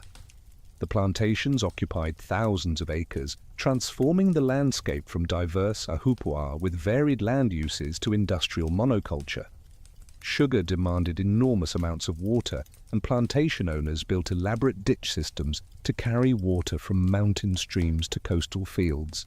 These projects required engineering expertise and capital far beyond what most Hawaiian chiefs possessed, giving foreigners increasing control over the economy. Labor became the central problem for sugar planters. Growing and harvesting sugarcane required thousands of workers, but the Hawaiian population continued its catastrophic decline.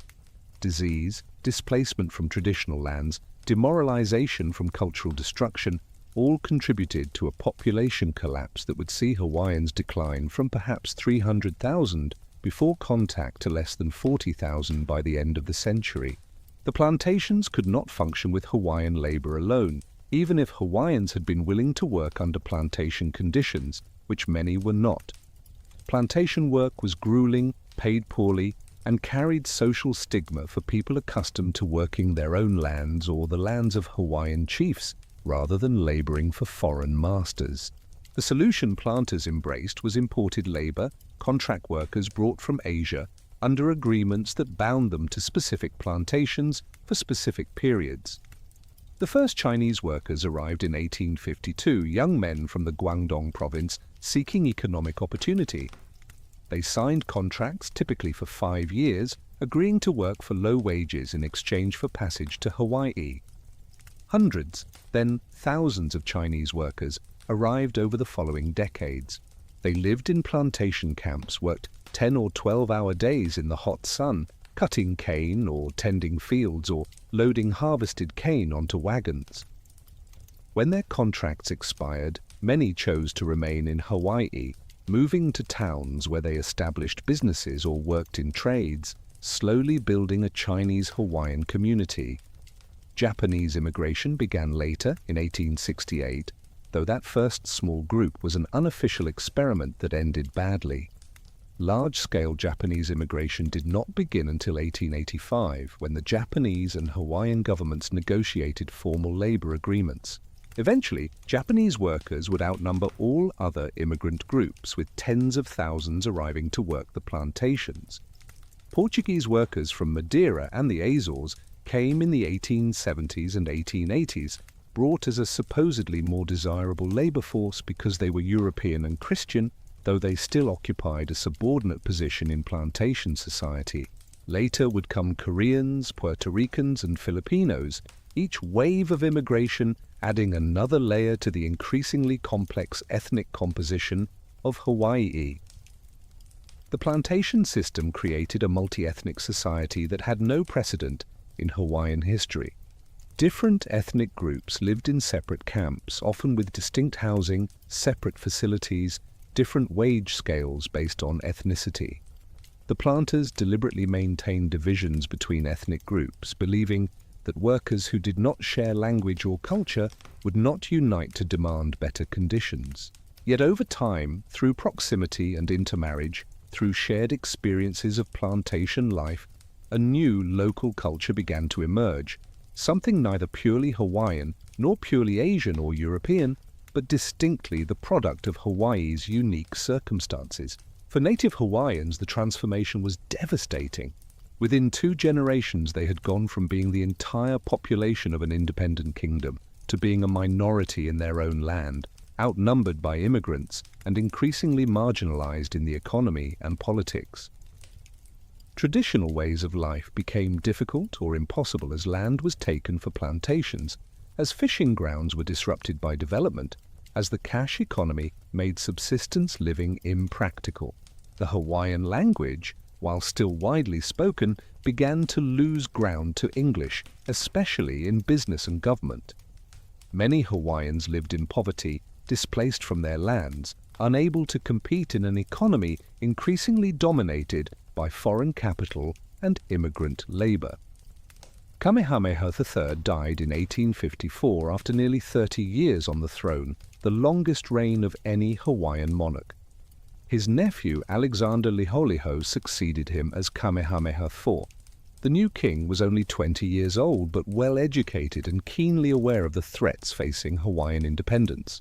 He had traveled to America and Europe and had experienced racism firsthand, being mistaken for a servant at an American railway station.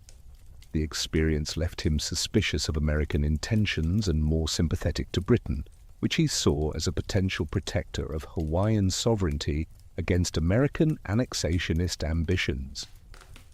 Kamehameha IV's reign was marked by his efforts to strengthen Hawaiian independence and to address the social problems afflicting his people. He and his wife Emma established the Queen's Hospital to provide medical care for Hawaiians, recognizing that disease was decimating the population. They also worked to establish the Anglican Church in Hawaii, seeing it as an alternative to the American Congregationalist missionaries whose influence they viewed as too dominant and too aligned with American commercial interests. The king's health was never robust, and his reign was shadowed by personal tragedy, including the accidental shooting death of his secretary and close friend, and the death of his young son and only child. When Kamehameha IV died in 1863, still only 29 years old, his older brother Lot succeeded him as Kamehameha V. Where Kamehameha IV had been refined and somewhat delicate, Kamehameha V was large and imposing, a traditionalist who believed the 1840 Constitution had weakened royal authority too much. In 1864, he simply proclaimed a new constitution without submitting it to popular vote or legislative approval. This constitution strengthened royal power, eliminated the office of Kuhina Nui that had checked royal authority since Kamehameha I's death, and imposed property qualifications for voting that disenfranchised many Hawaiians while preserving foreign voting rights. The new constitution was autocratic, but Kamehameha V believed strong monarchy was necessary to preserve Hawaiian independence against foreign pressure. Kamehameha IV's reign saw continued growth of the sugar industry and continued immigration of plantation workers.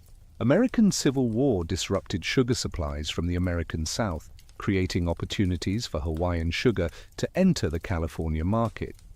Planters pressed for a reciprocity treaty with the United States that would allow Hawaiian sugar to enter America duty-free, making it competitive with other suppliers.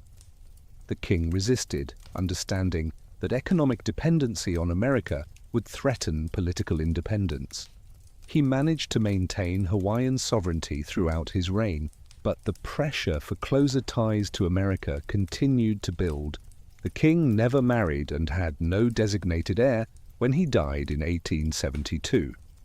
His death marked the end of the Kamehameha dynasty that had ruled since unification. For the first time, succession would be determined not by heredity, but by election, with the legislature choosing the next monarch. The choice came down to two candidates, William Lunalilo, a high-ranking chief beloved by common Hawaiians, and David Kalakaua, another high chief with strong political support. Lunalilo won overwhelmingly in both a popular referendum and the legislative vote, becoming king in 1873. Lunalilo's reign was brief and tragic. His health was poor from the start, compromised by tuberculosis and alcohol. He was sympathetic to American interests and considered leasing Pearl Harbor to the United States in exchange for favorable trade terms, a proposal that created controversy and damaged his popularity. Before anything could be finalized, his health collapsed. He died in 1874 after reigning only 13 months, leaving no heir and having designated no successor.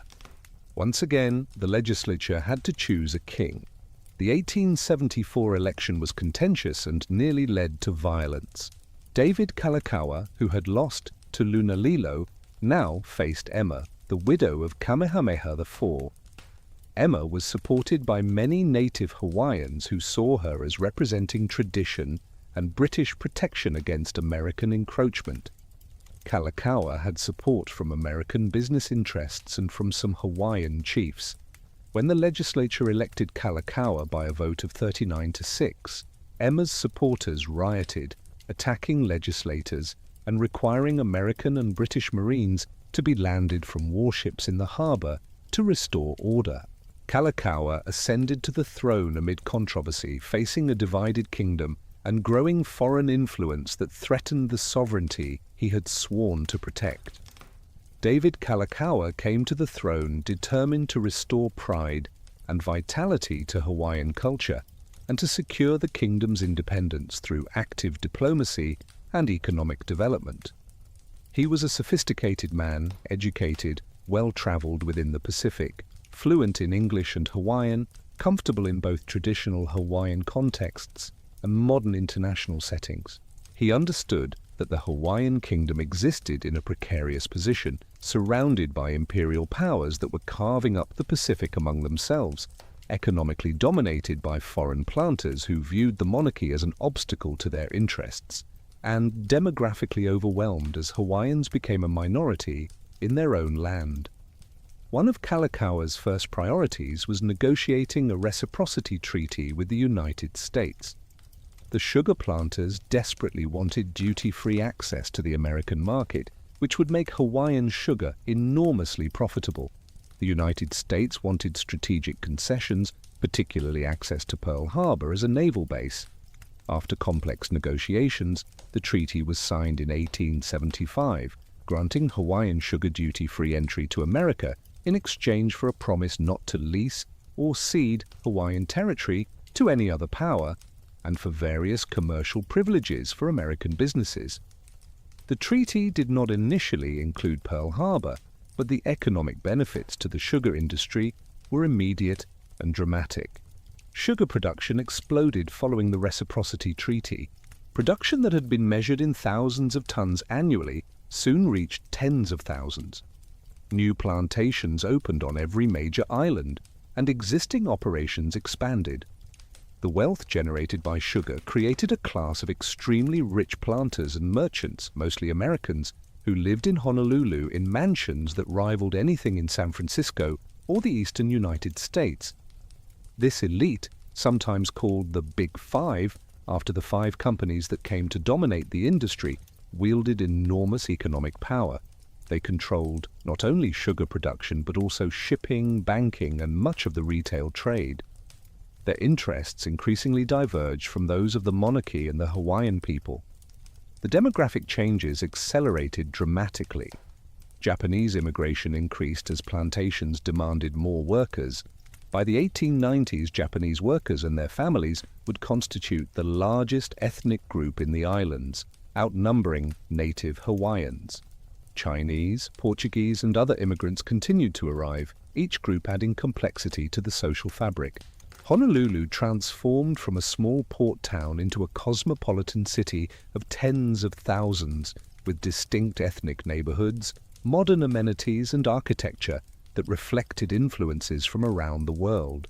Electric streetlights appeared, telegraphs connected the islands, and later telephones would link businesses and government offices.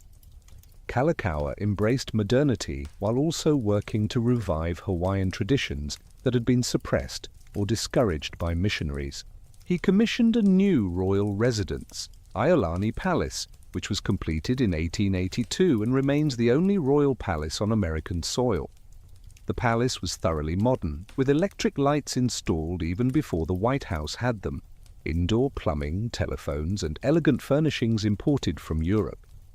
Yet its design incorporated Hawaiian architectural elements, and its purpose was to demonstrate that Hawaii was a sophisticated modern nation with a monarch who could host foreign dignitaries in appropriate splendor. The king was a patron of Hawaiian arts and culture, particularly hula, which missionaries had nearly succeeded in eliminating. Kalakaua understood hula as a repository of Hawaiian history and mythology, not merely as entertainment, but as a vital connection to the past. He sponsored hula performances at the palace, employed hula masters to teach and preserve traditional dances, and himself composed mele Hawaiian songs and chants. His coronation in 1883, held 9 years after he became king, was an elaborate celebration that included traditional Hawaiian ceremonies alongside Western pomp, with hula performances that scandalized missionaries but delighted many Hawaiians who saw their culture being honored publicly for the first time in decades. In 1881, Kalakaua embarked on a world tour, the first monarch of any nation to circumnavigate the globe. He traveled to California, then to Japan, China, Siam, Burma, India, Egypt, Europe, and finally back across the Atlantic and the United States. The journey took nearly a year and had multiple purposes. Kalakaua sought to establish diplomatic relations with Asian nations, exploring the possibility of creating a confederation of Pacific nations that might resist Western colonialism. He wanted to observe how other nations were modernizing and to learn what lessons might apply to Hawaii. He also wanted to recruit Japanese immigrants, meeting with Emperor Meiji to discuss organized immigration to Hawaiian plantations.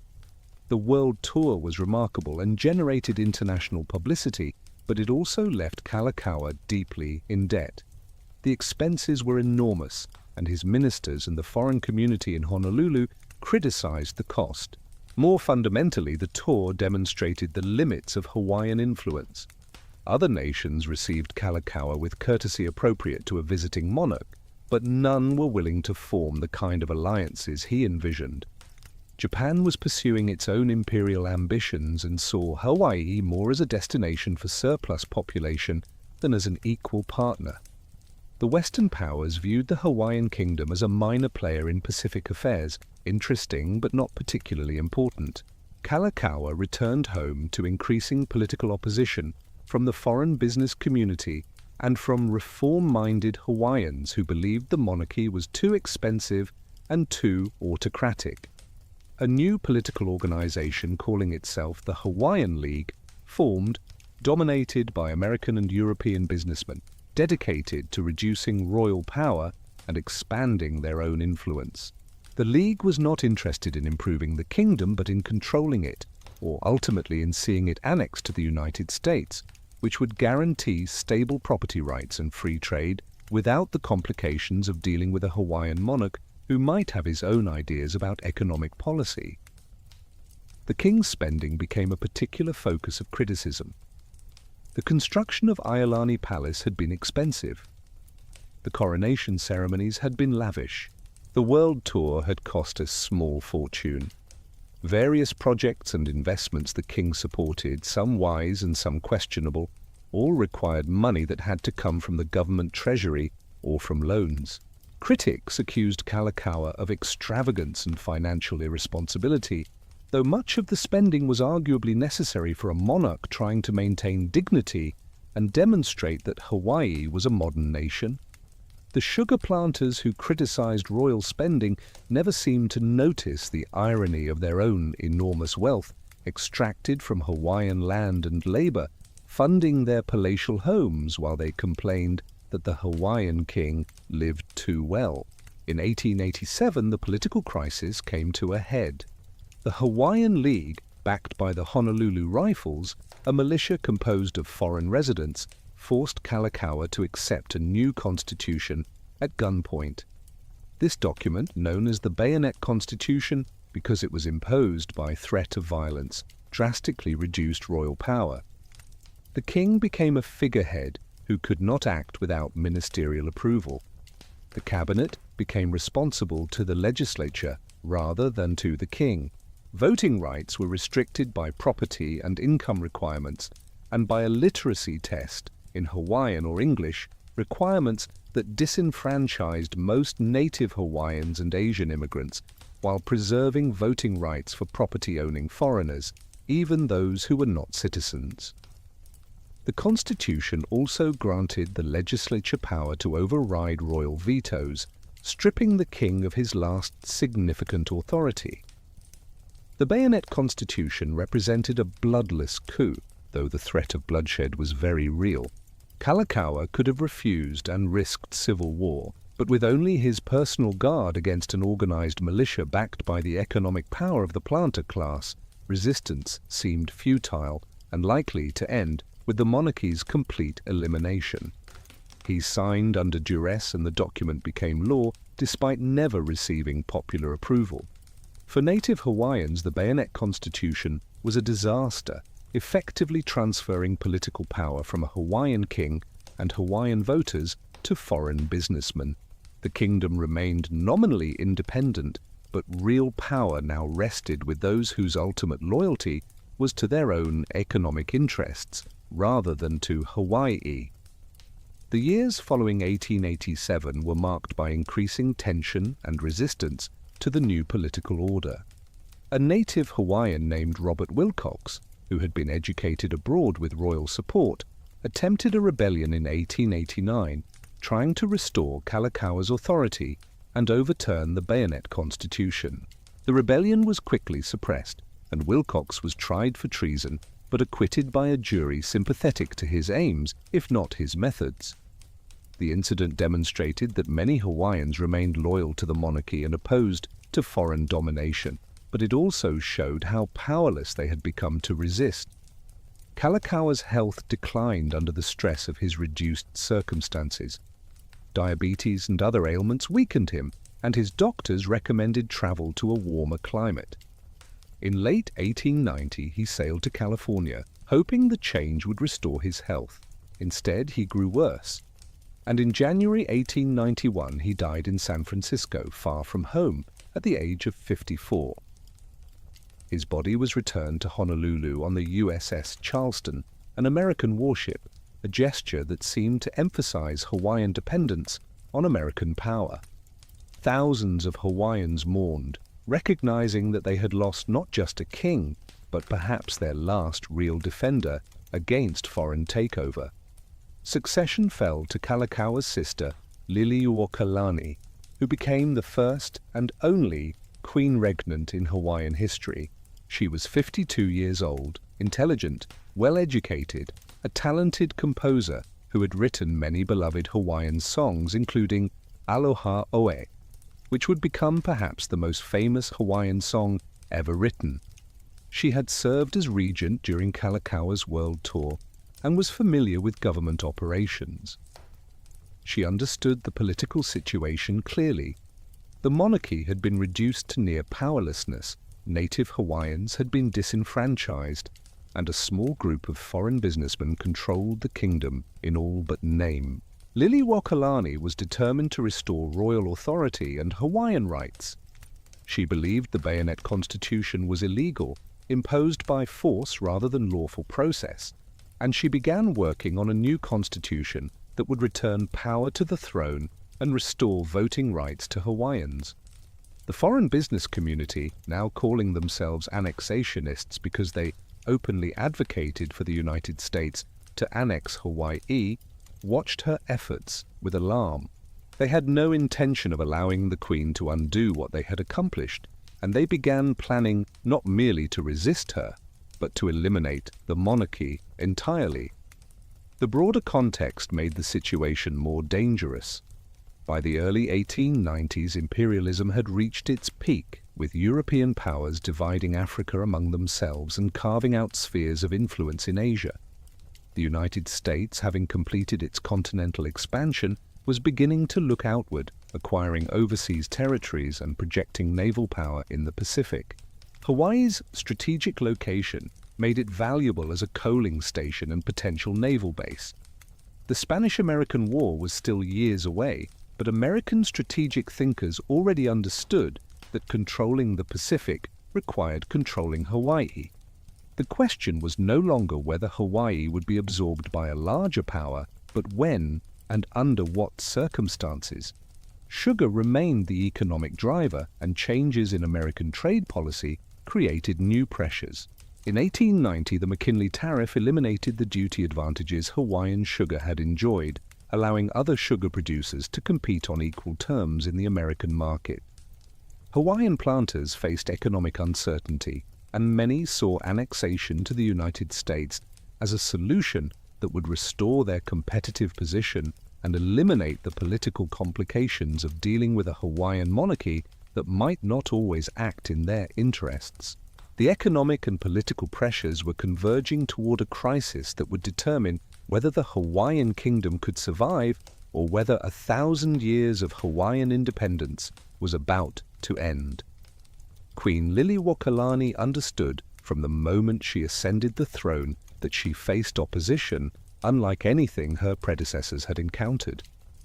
The Bayonet Constitution had created a government structure where real power resided with the cabinet and legislature, both dominated by foreign interests, while the monarch retained only ceremonial authority and the illusion of sovereignty. She could not accept this arrangement as permanent. To do so would be to acknowledge that the Hawaiian Kingdom was merely a facade behind which foreigners ruled, that Hawaiian independence was already lost in all but name. She believed constitutional monarchy could work, but only if the constitution itself was legitimate, created by proper process rather than imposed by armed force. For the first 2 years of her reign, Liliuokalani worked within the existing system, trying to maneuver through political conflicts while building support for constitutional reform. She faced constant obstruction from the foreign-dominated legislature and from cabinet ministers who owed their loyalty to the business community rather than to the crown. The annexationists, led by men like Lorin Thurston and Sanford Dole, watched her closely, waiting for an opportunity to act. They had formed what they called the Committee of Safety, a name that suggested public-spirited concern, but actually represented a conspiracy to overthrow the monarchy and engineer annexation to the United States. In January 1893, the political crisis reached its climax. The legislature had just adjourned after a contentious session, and Liliuokalani decided the time had come to promulgate a new constitution. She had a draft prepared that would restore power to the throne, extend voting rights to native Hawaiians and Asian residents who had been disenfranchised, and eliminate the property qualifications that gave disproportionate power to foreign property owners. On January 14, she planned to announce the new constitution to her supporters gathered at the palace. Her cabinet, under pressure from the foreign community, refused to sign the document, making it legally questionable whether she could proceed. Faced with their refusal and with the possibility of immediate armed resistance, the Queen backed down, promising only that she would seek a new constitution through legal channels. The annexationists saw their opportunity. Even though the Queen had not actually promulgated the new constitution, her intention to do so gave them a pretext to act. They convened their Committee of Safety and declared that the Queen's actions constituted a revolutionary act that justified removing her from power. On January 16th, they issued a proclamation declaring the monarchy abolished and establishing a provisional government with Sanford Dole as president. The proclamation claimed authority to govern the Hawaiian Islands and announced the intention to negotiate annexation to the United States. The crucial element in the overthrow was the United States Minister to Hawaii, John L. Stevens, who collaborated actively with the conspirators. At the request of the Committee of Safety, Stevens ordered American Marines from the USS Boston, anchored in Honolulu Harbor, to come ashore ostensibly to protect American lives and property. On the afternoon of January 16th, more than 160 Marines marched through Honolulu and took positions near the palace and government buildings. The timing and positioning made clear that the Marines were there not to maintain neutrality, but to support the overthrow. The Queen's small guard force could not possibly resist both the committee's militia and American military power. Liliuokalani faced an agonizing choice. She could order resistance, which would certainly fail against the combined forces arrayed against her, and would result in Hawaiian deaths and the certain destruction of what remained of Hawaiian sovereignty.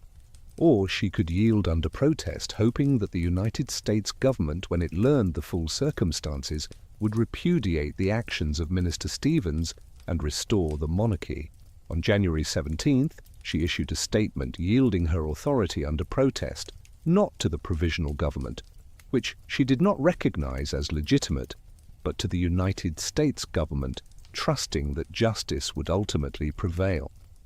It was a gamble that reflected both her legal training and perhaps a naive faith that American principles of justice would overcome the economic interests that drove the annexationists. The provisional government immediately sent a delegation to Washington to negotiate an annexation treaty. They found a sympathetic audience in the outgoing President Benjamin Harrison, whose administration quickly drafted a treaty and submitted it to the Senate. However, before the Senate could vote, Harrison's term ended and Grover Cleveland took office.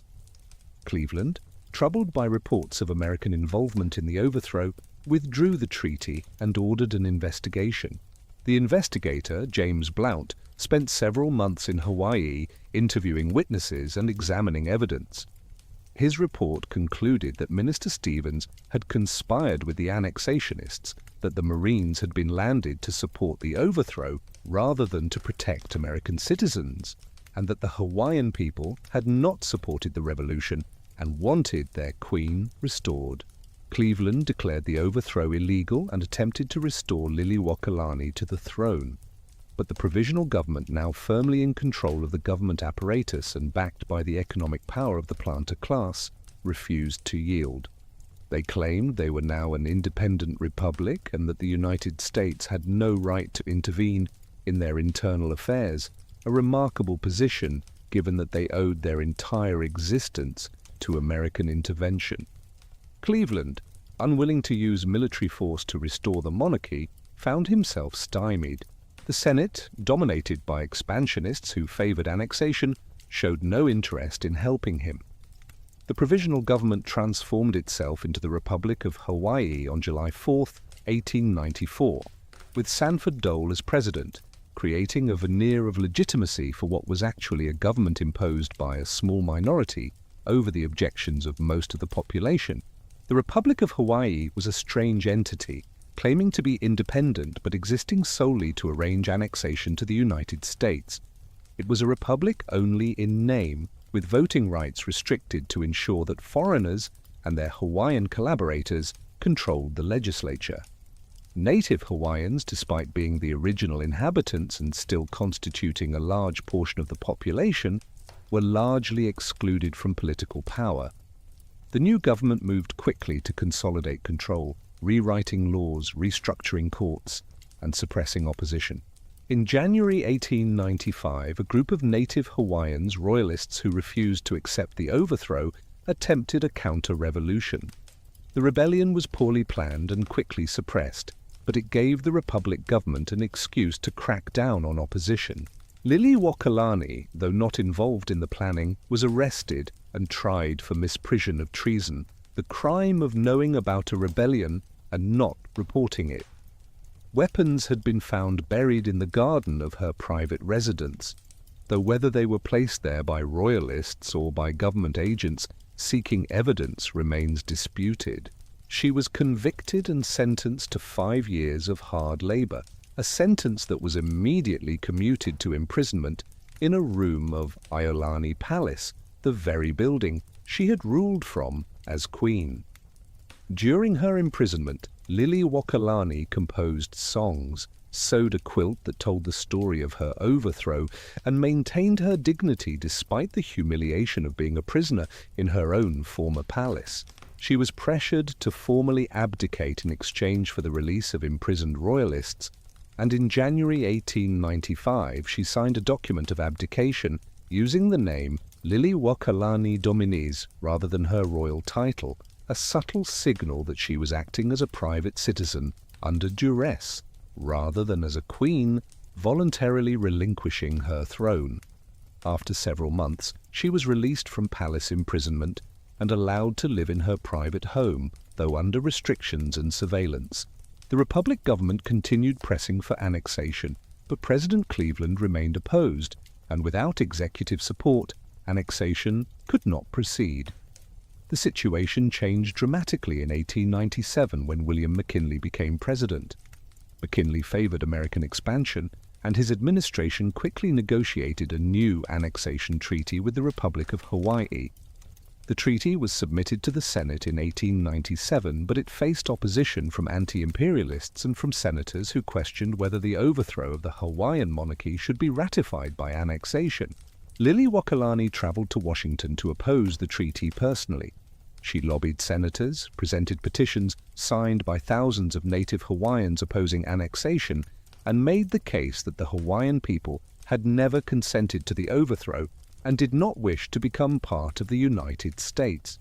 Her efforts, combined with opposition from anti-imperialist senators, prevented the treaty from gaining the two-thirds majority required for ratification. For a time, it seemed that Hawaiian independence might yet be restored, or at least that annexation might be delayed indefinitely. Then came the Spanish-American War in 1898, which transformed American attitudes toward territorial expansion.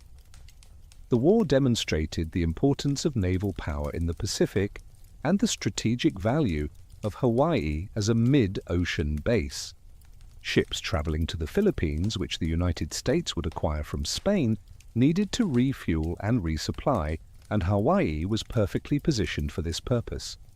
Military and strategic arguments for annexation suddenly seemed compelling in ways that economic arguments alone had not. Congress, caught up in the jingoistic fervor of the war, reconsidered annexation.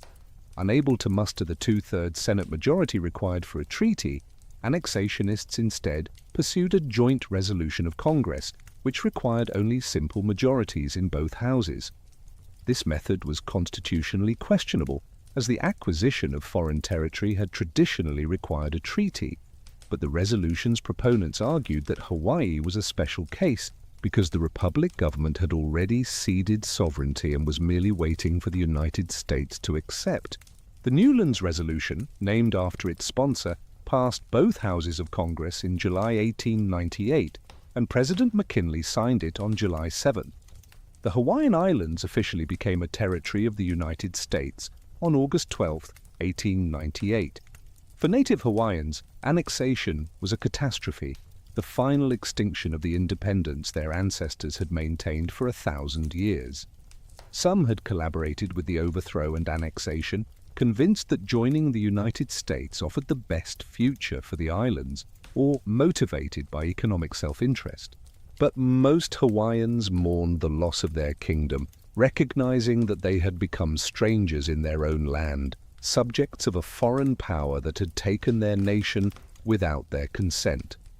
The petitions they had submitted, the protests they had made, the loyalty they had maintained to their queen, all had been swept aside by strategic calculations and the appetites of empire.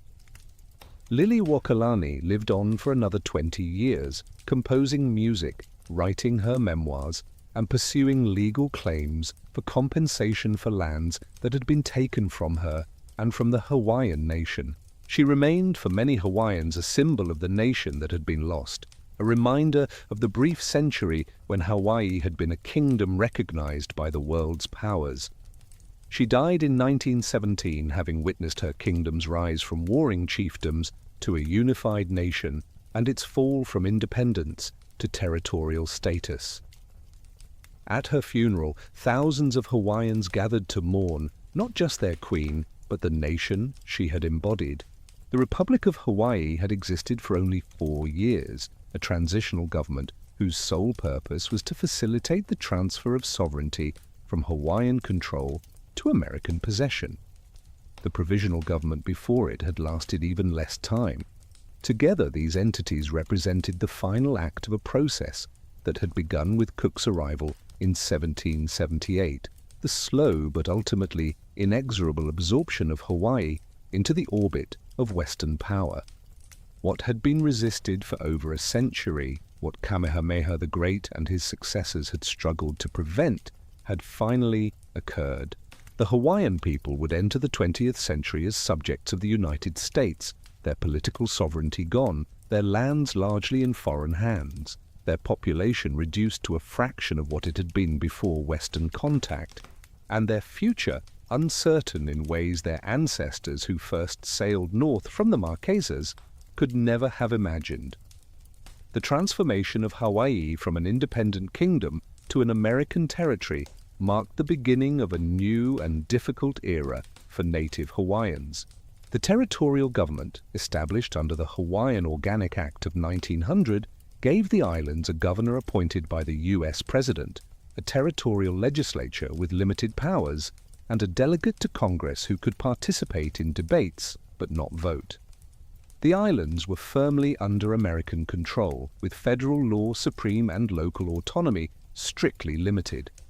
The dream of the annexationists had been realized, but the reality of territorial status brought complications that neither Hawaiians nor their new rulers had fully anticipated.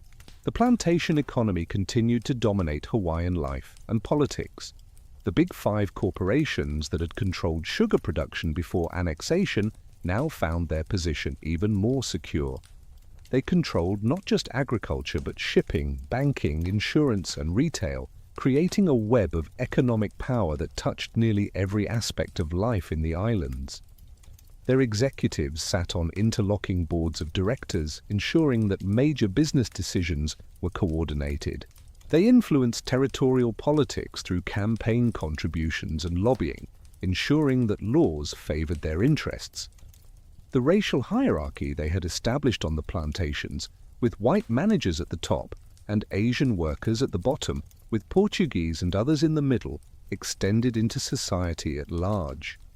Labor continued to arrive from Asia, despite occasional efforts by the territorial government to restrict immigration.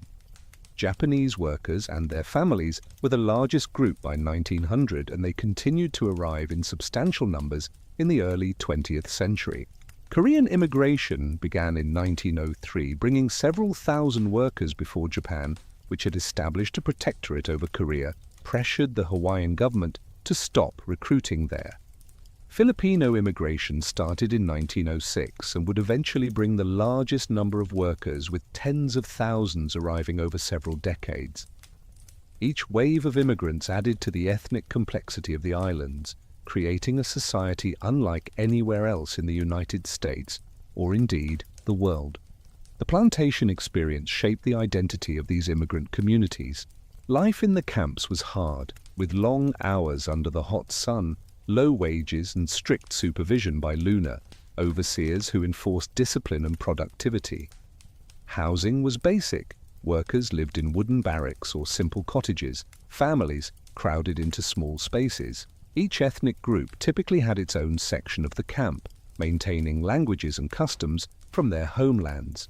Yet proximity and shared experience created connections across ethnic lines. Children of different backgrounds played together. Workers learned Pidgin, a simplified English mixed with words from multiple languages that allowed communication across linguistic barriers. Intermarriage, though still relatively rare in the early territorial period, began to occur, creating families that bridged ethnic divides. For native Hawaiians, the territorial period was marked by continued marginalization and cultural suppression. The population continued to decline, reaching a low point of around 24,000 in the 1920s, less than 10% of the pre-contact population. Many lived in poverty, displaced from ancestral lands, unable to compete economically with better capitalized immigrant and white businesses. The Hawaiian language, which had been the language of government and education in the kingdom, was banned from schools in 1896, even before annexation, and the ban continued under territorial rule. Children were punished for speaking Hawaiian, told that English was the language of civilization and progress, that Hawaiian was backward and primitive. Within a generation, the transmission of Hawaiian language from parents to children was severely disrupted. Hawaiian cultural practices that had survived the missionary period faced new pressures. Hula was tolerated as entertainment for tourists, but not respected as a sacred art form. The traditional system of land management had been completely dismantled, replaced by Western property law that concentrated ownership in few hands. Fishing rights that had been communal for centuries were privatized or regulated in ways that limited Hawaiian access to traditional food sources. The Ahupua divisions that had organized Hawaiian society for so long were replaced by American-style county governments. Everything that had made Hawaiian society distinctive was either eliminated, transformed beyond recognition, or preserved only as curiosities for tourists. Tourism began to emerge as an economic force in the early 20th century. The Royal Hawaiian Hotel opened in Waikik in 1927, catering to wealthy travelers who arrived by steamship. Tourism promoters sold Hawaii as a tropical paradise, a place of sunshine and beaches, grass skirts and ukuleles, where visitors could experience exotic culture without discomfort or danger. The image of Hawaii presented to tourists bore little resemblance to the reality of plantation life or the struggles of native Hawaiians. It was a fantasy, carefully constructed to appeal to mainlanders, and it would become increasingly powerful and increasingly divorced from reality as the century progressed. The growing Japanese population created concerns in some quarters, particularly as tensions between the United States and Japan increased in the 1920s and 1930s. Japanese in Hawaii maintained cultural connections to Japan, celebrated Japanese holidays, sent their children to Japanese language schools to learn the language of their ancestors. Some feared that this large Japanese population would be a fifth column if war came between America and Japan. These fears were largely baseless, as most Japanese in Hawaii were loyal to their adopted home and had no desire to support Japanese imperialism. But prejudice and strategic paranoia would have consequences when war finally came. Labor organizing began to challenge plantation dominance in the early 20th century. Workers, tired of low wages and poor conditions, attempted to form unions and organize strikes. The plantation owners and the territorial government generally responded with hostility, using police and courts to break strikes and imprison labor leaders. Early organizing efforts were often divided along ethnic lines, with Japanese workers organizing separately from Filipino workers, making it easier for plantations to play groups against each other. The 1909 Japanese strike and the 1920 Filipino and Japanese strike both failed to achieve their primary goals, though they did result in some improvements in wages and conditions, and demonstrated that workers could organize across ethnic lines. Education expanded significantly under territorial rule, with public schools established throughout the islands. Education was conducted entirely in English, and the curriculum was designed to Americanize students, teaching them to think of themselves as Americans first, rather than as members of their ethnic communities or as Hawaiians. The schools were successful in this goal, creating generations of residents who spoke English as their primary language, who knew American history better than Hawaiian history, who aspired to mainland American standards of success and respectability. This education created opportunities for upward mobility, particularly for the children of immigrant plantation workers, but it came at the cost of cultural continuity. The 1920s and 1930s saw Hawaiians and other territorial residents beginning to develop a distinct local identity, something that was neither purely Hawaiian nor purely American, but uniquely the product of Hawaii's multi-ethnic society. Local food culture blended elements from multiple cuisines, creating dishes that would become distinctive to the islands. Music evolved, incorporating Hawaiian, American, Asian, and Portuguese influences into new forms. Social norms developed that reflected the multi-ethnic nature of the population, with values of tolerance and accommodation that were necessary for diverse communities living in close proximity.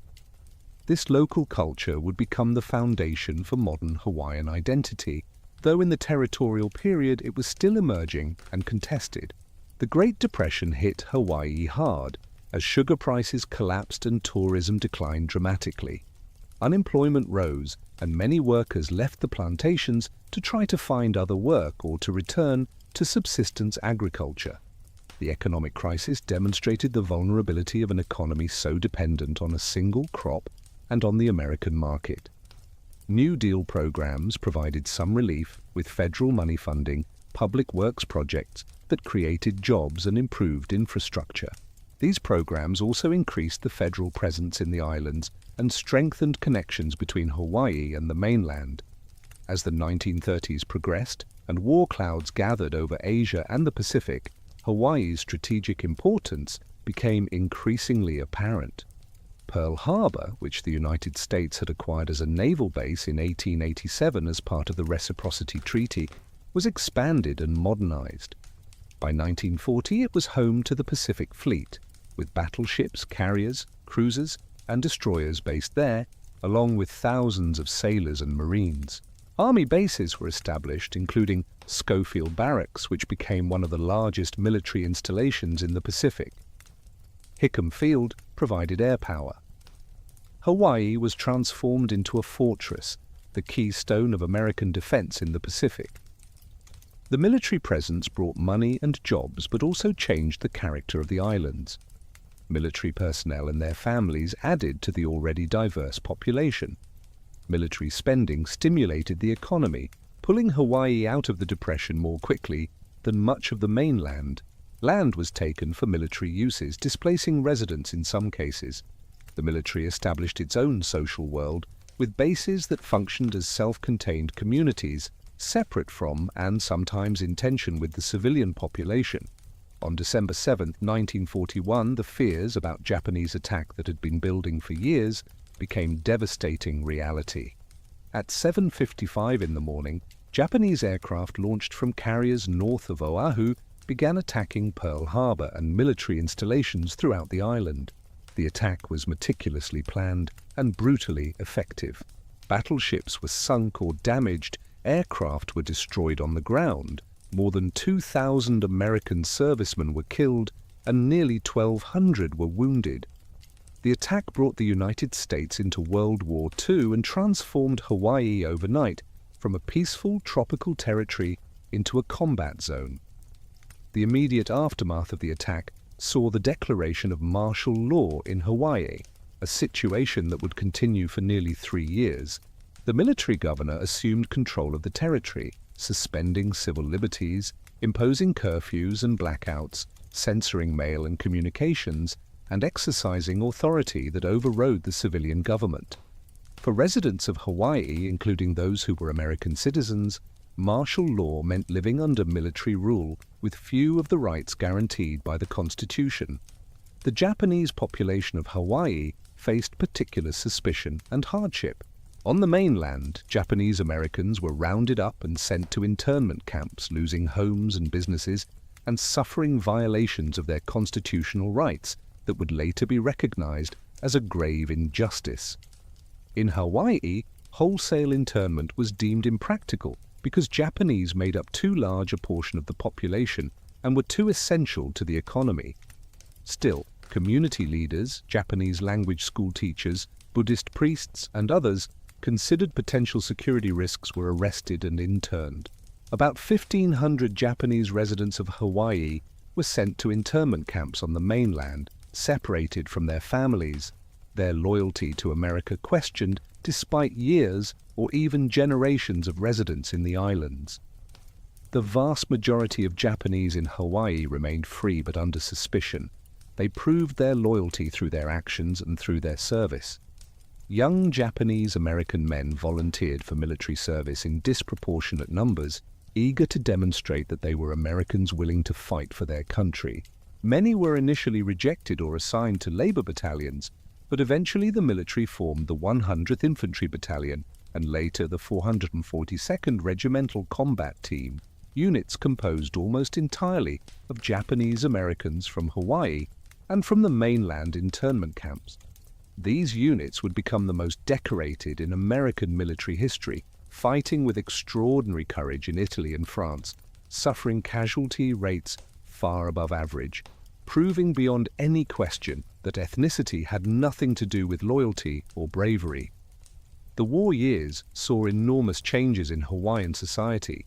Women entered the workforce in unprecedented numbers, taking jobs in defense plants and military facilities as men went off to fight. The racial hierarchy that had characterized plantation society began to break down as people of different backgrounds worked together under the pressures of wartime. The military brought tens of thousands of servicemen through Hawaii, exposing mainlanders to the multi-ethnic society of the islands and exposing Hawaiians and other residents to different parts of America. The experience of war, of shared sacrifice and common purpose, created bonds across ethnic lines and began to forge a sense that people who lived in Hawaii, regardless of ancestry, belonged together. When the war ended in August 1945, Hawaii was fundamentally changed. The military presence had become permanent and enormous, with bases occupying significant portions of Oahu and other islands. The civilian population had grown used to working in a war economy and was not eager to return to the low wages and limited opportunities of the plantation system. Veterans returning from war, having seen other places and having fought for American ideals of democracy and equality, were less willing to accept the oligarchic control that the Big Five had exercised over Hawaiian life. The stage was set for political and social transformation that would finally give residents of Hawaii greater control over their own destiny, and that would lead, within a generation, to statehood. The years following World War II brought profound political change to Hawaii. Veterans returning from war, union organizers and progressive politicians challenged the power structure that had dominated the island since annexation. The Democratic Party, which had been weak in territorial Hawaii, began to build a coalition of workers, ethnic minorities and reformers who wanted to break the Republican grip on power. The Big Five corporations that had controlled the economy and politics for decades suddenly faced organized opposition from workers who had learned during the war that they could not be easily intimidated or divided along ethnic lines. The International Longshoremen's and Warehousemen's Union, led by firebrand organizer Harry Bridges and his local lieutenant Jack Hall, organized dock workers, pineapple workers, and sugar workers in the late 1940s. The 1946 sugar strike paralyzed the industry for 79 days, and when it ended, workers had won significant wage increases and better conditions. The 1949 dock strike lasted even longer, 177 days, shutting down maritime commerce and demonstrating the power organized labor could wield. The strikes were bitter, with accusations that union leaders were communists, accusations that carried particular weight in the early Cold War era. Some organizers were indeed influenced by leftist ideology, though their primary concerns were wages, working conditions, and dignity for workers rather than revolutionary transformation. The power of organized labor translated into political power. The Democratic Party aligned itself with unions and with the aspirations of the territory's multi-ethnic working class. In 1954, Democrats won control of the territorial legislature for the first time, ending decades of Republican dominance.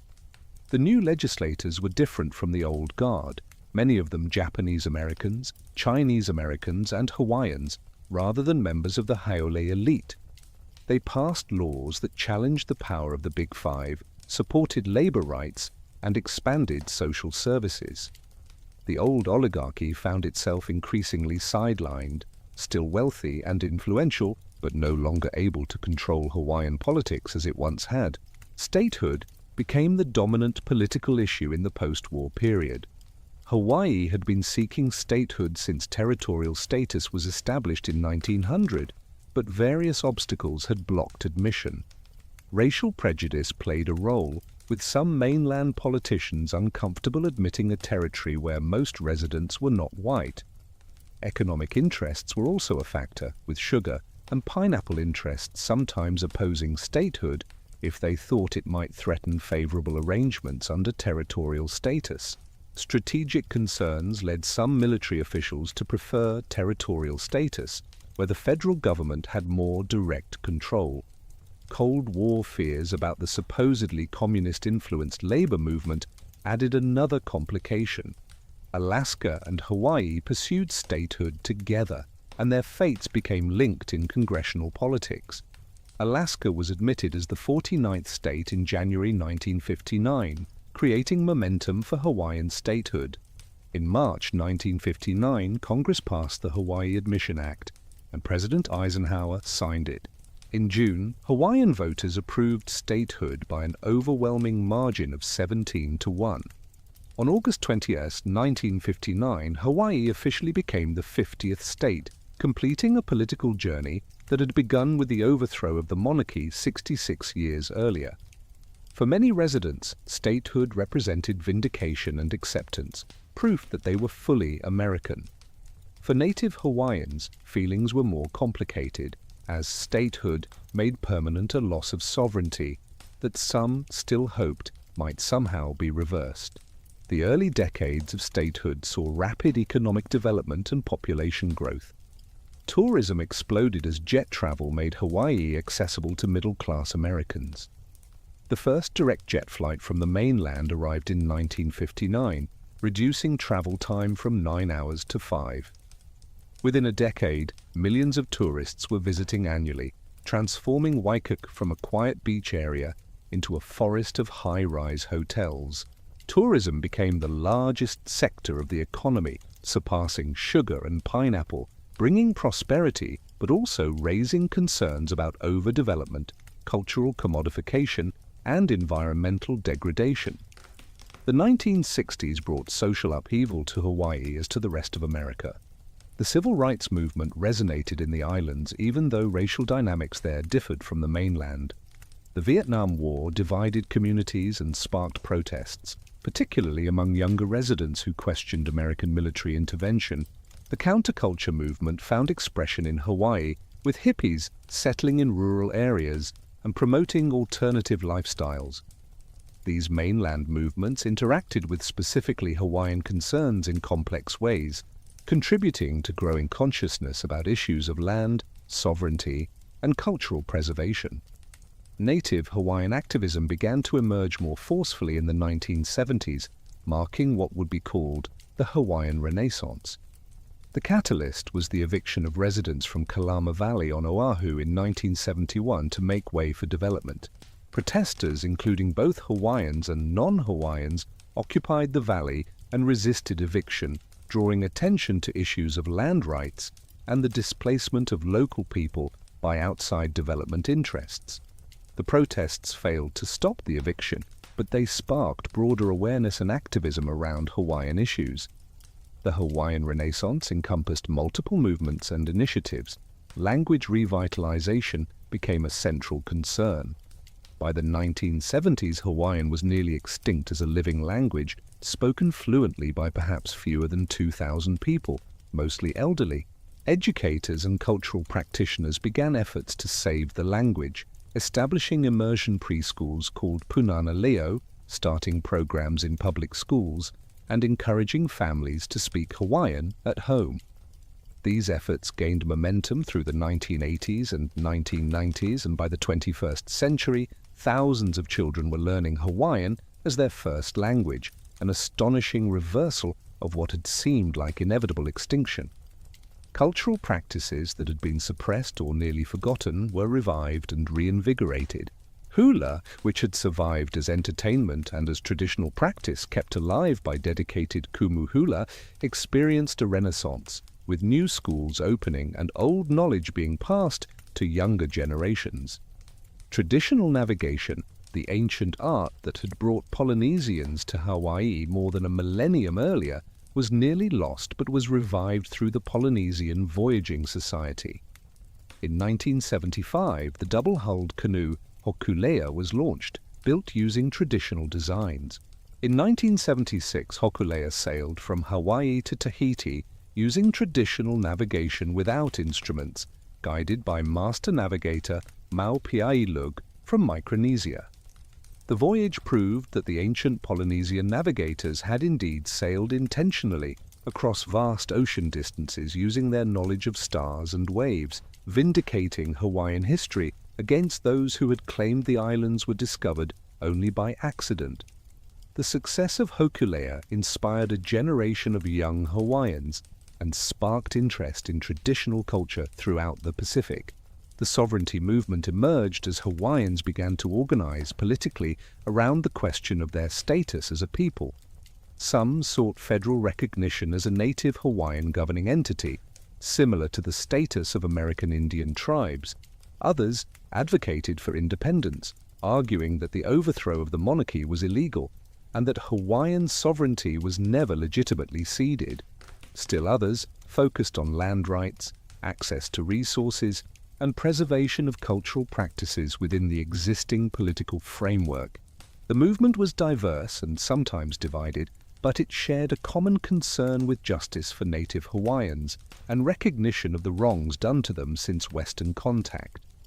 In 1993, on the centennial of the overthrow, Congress passed and President Clinton signed the Apology Resolution, formally apologizing for American involvement in the overthrow of the Hawaiian Kingdom. The resolution acknowledged that the overthrow was illegal, that native Hawaiians never relinquished their sovereignty, and that they had been deprived of their rights to self-determination. For many Hawaiians, the apology was meaningful recognition of historical injustice. For others, words without concrete action to address the consequences of that injustice were insufficient. The debate over what reconciliation should look like continues to the present day. Land remains a central and contentious issue. Native Hawaiians own very little land in Hawaii despite being the indigenous people. Most land is owned by the state government, the federal government, large corporations, or wealthy individuals. The Hawaiian Homelands Program, established in 1921 to provide homesteads for native Hawaiians, has been chronically underfunded and mismanaged, with thousands of Hawaiians on waiting lists for decades. The military occupies enormous areas, particularly on Oahu, with bases that cover some of the most valuable land in the islands. Development pressure is intense as wealthy mainlanders and foreign investors buy property, driving up prices and making it increasingly difficult for local people to afford to live in Hawaii. These land issues connect directly to questions of sovereignty, cultural survival, and economic justice. The economy of modern Hawaii is dominated by tourism, military spending, and increasingly by real estate and finance. Sugar and pineapple, which dominated for so long, have almost entirely disappeared, with the last sugar plantation closing in 2016. The cost of living is among the highest in the United States, driven by geographic isolation, dependence on imported goods, and intense demand for limited land. Many local people, including native Hawaiians, cannot afford to buy homes in the state. The wealth gap is enormous, with extreme affluence existing alongside poverty, homelessness, and struggle. Hawaiian culture in the 21st century exists in multiple forms. There is traditional culture, kept alive by kupuna elders and cultural practitioners who maintain ancient knowledge and practices. There is the local culture that emerged from the multi-ethnic plantation experience, a distinctive way of life that incorporates elements from multiple sources. There is the tourist version of Hawaiian culture, heavily commercialized and often bearing little resemblance to either traditional or lived Hawaiian experience. And there is contemporary Hawaiian culture, which takes traditional forms and adapts them to modern contexts, creating new music, new art, new expressions of Hawaiian identity. The native Hawaiian population has rebounded from its low point in the early 20th century. Hundreds of thousands of people claim Hawaiian ancestry today, though definitions of who counts as Hawaiian, whether mixed ancestry qualifies, and what blood quantum requirements should apply remain contentious. The Hawaiian community is diverse, including people who live traditional lifestyles and speak Hawaiian, people who identify as Hawaiian but live mainstream American lives, and everything in between. What unites them is connection to this place and to the stories and struggles of the Hawaiian people. Current debates in Hawaii often revolve around how to balance competing interests and values. How can development proceed without destroying what makes Hawaii distinctive? How can tourism, which provides so many jobs, be managed sustainably without overwhelming communities and natural resources? How can affordable housing be provided for residents when real estate is so valuable? How should native Hawaiian rights and sovereignty be recognized and implemented? How can Hawaiian culture be preserved and transmitted to future generations while also allowing it to evolve? These questions have no easy answers, and the debates around them often reflect deeper divisions about what Hawaii is and should be. The story of the Hawaiian people is one of extraordinary achievement and terrible loss, of resilience and adaptation, of a culture that has survived despite overwhelming pressures that might have destroyed it entirely. From the first voyagers who sailed north from the Marquesas to settle empty islands, through the development of a sophisticated and distinctive civilization, through the unification under Kamehameha, through the kingdom period with its attempt to maintain sovereignty while modernizing, through the overthrow and annexation, through territorial status and statehood, through all the transformations and tragedies, something distinctively Hawaiian has endured. That endurance is not inevitable or guaranteed. It requires effort, consciousness, and commitment from each generation.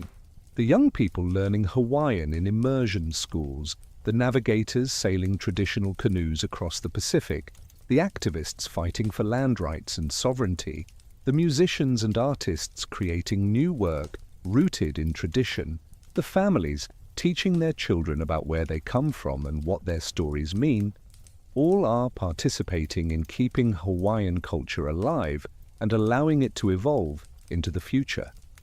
The Pacific Kingdom that Kamehameha created is gone, and it will not return in the form it once took. But the Hawaiian people remain, changed but not erased, adapting but not abandoning their identity.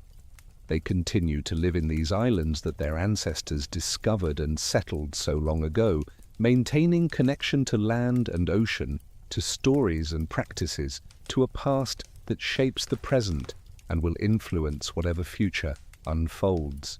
The story of Hawaiians is not finished, but continues, written each day by people who carry forward the legacy of 1,000 years and who will pass it, transformed but recognizable to those who come after them. In that continuity, in that connection across time, the spirit of the Pacific Kingdom lives on.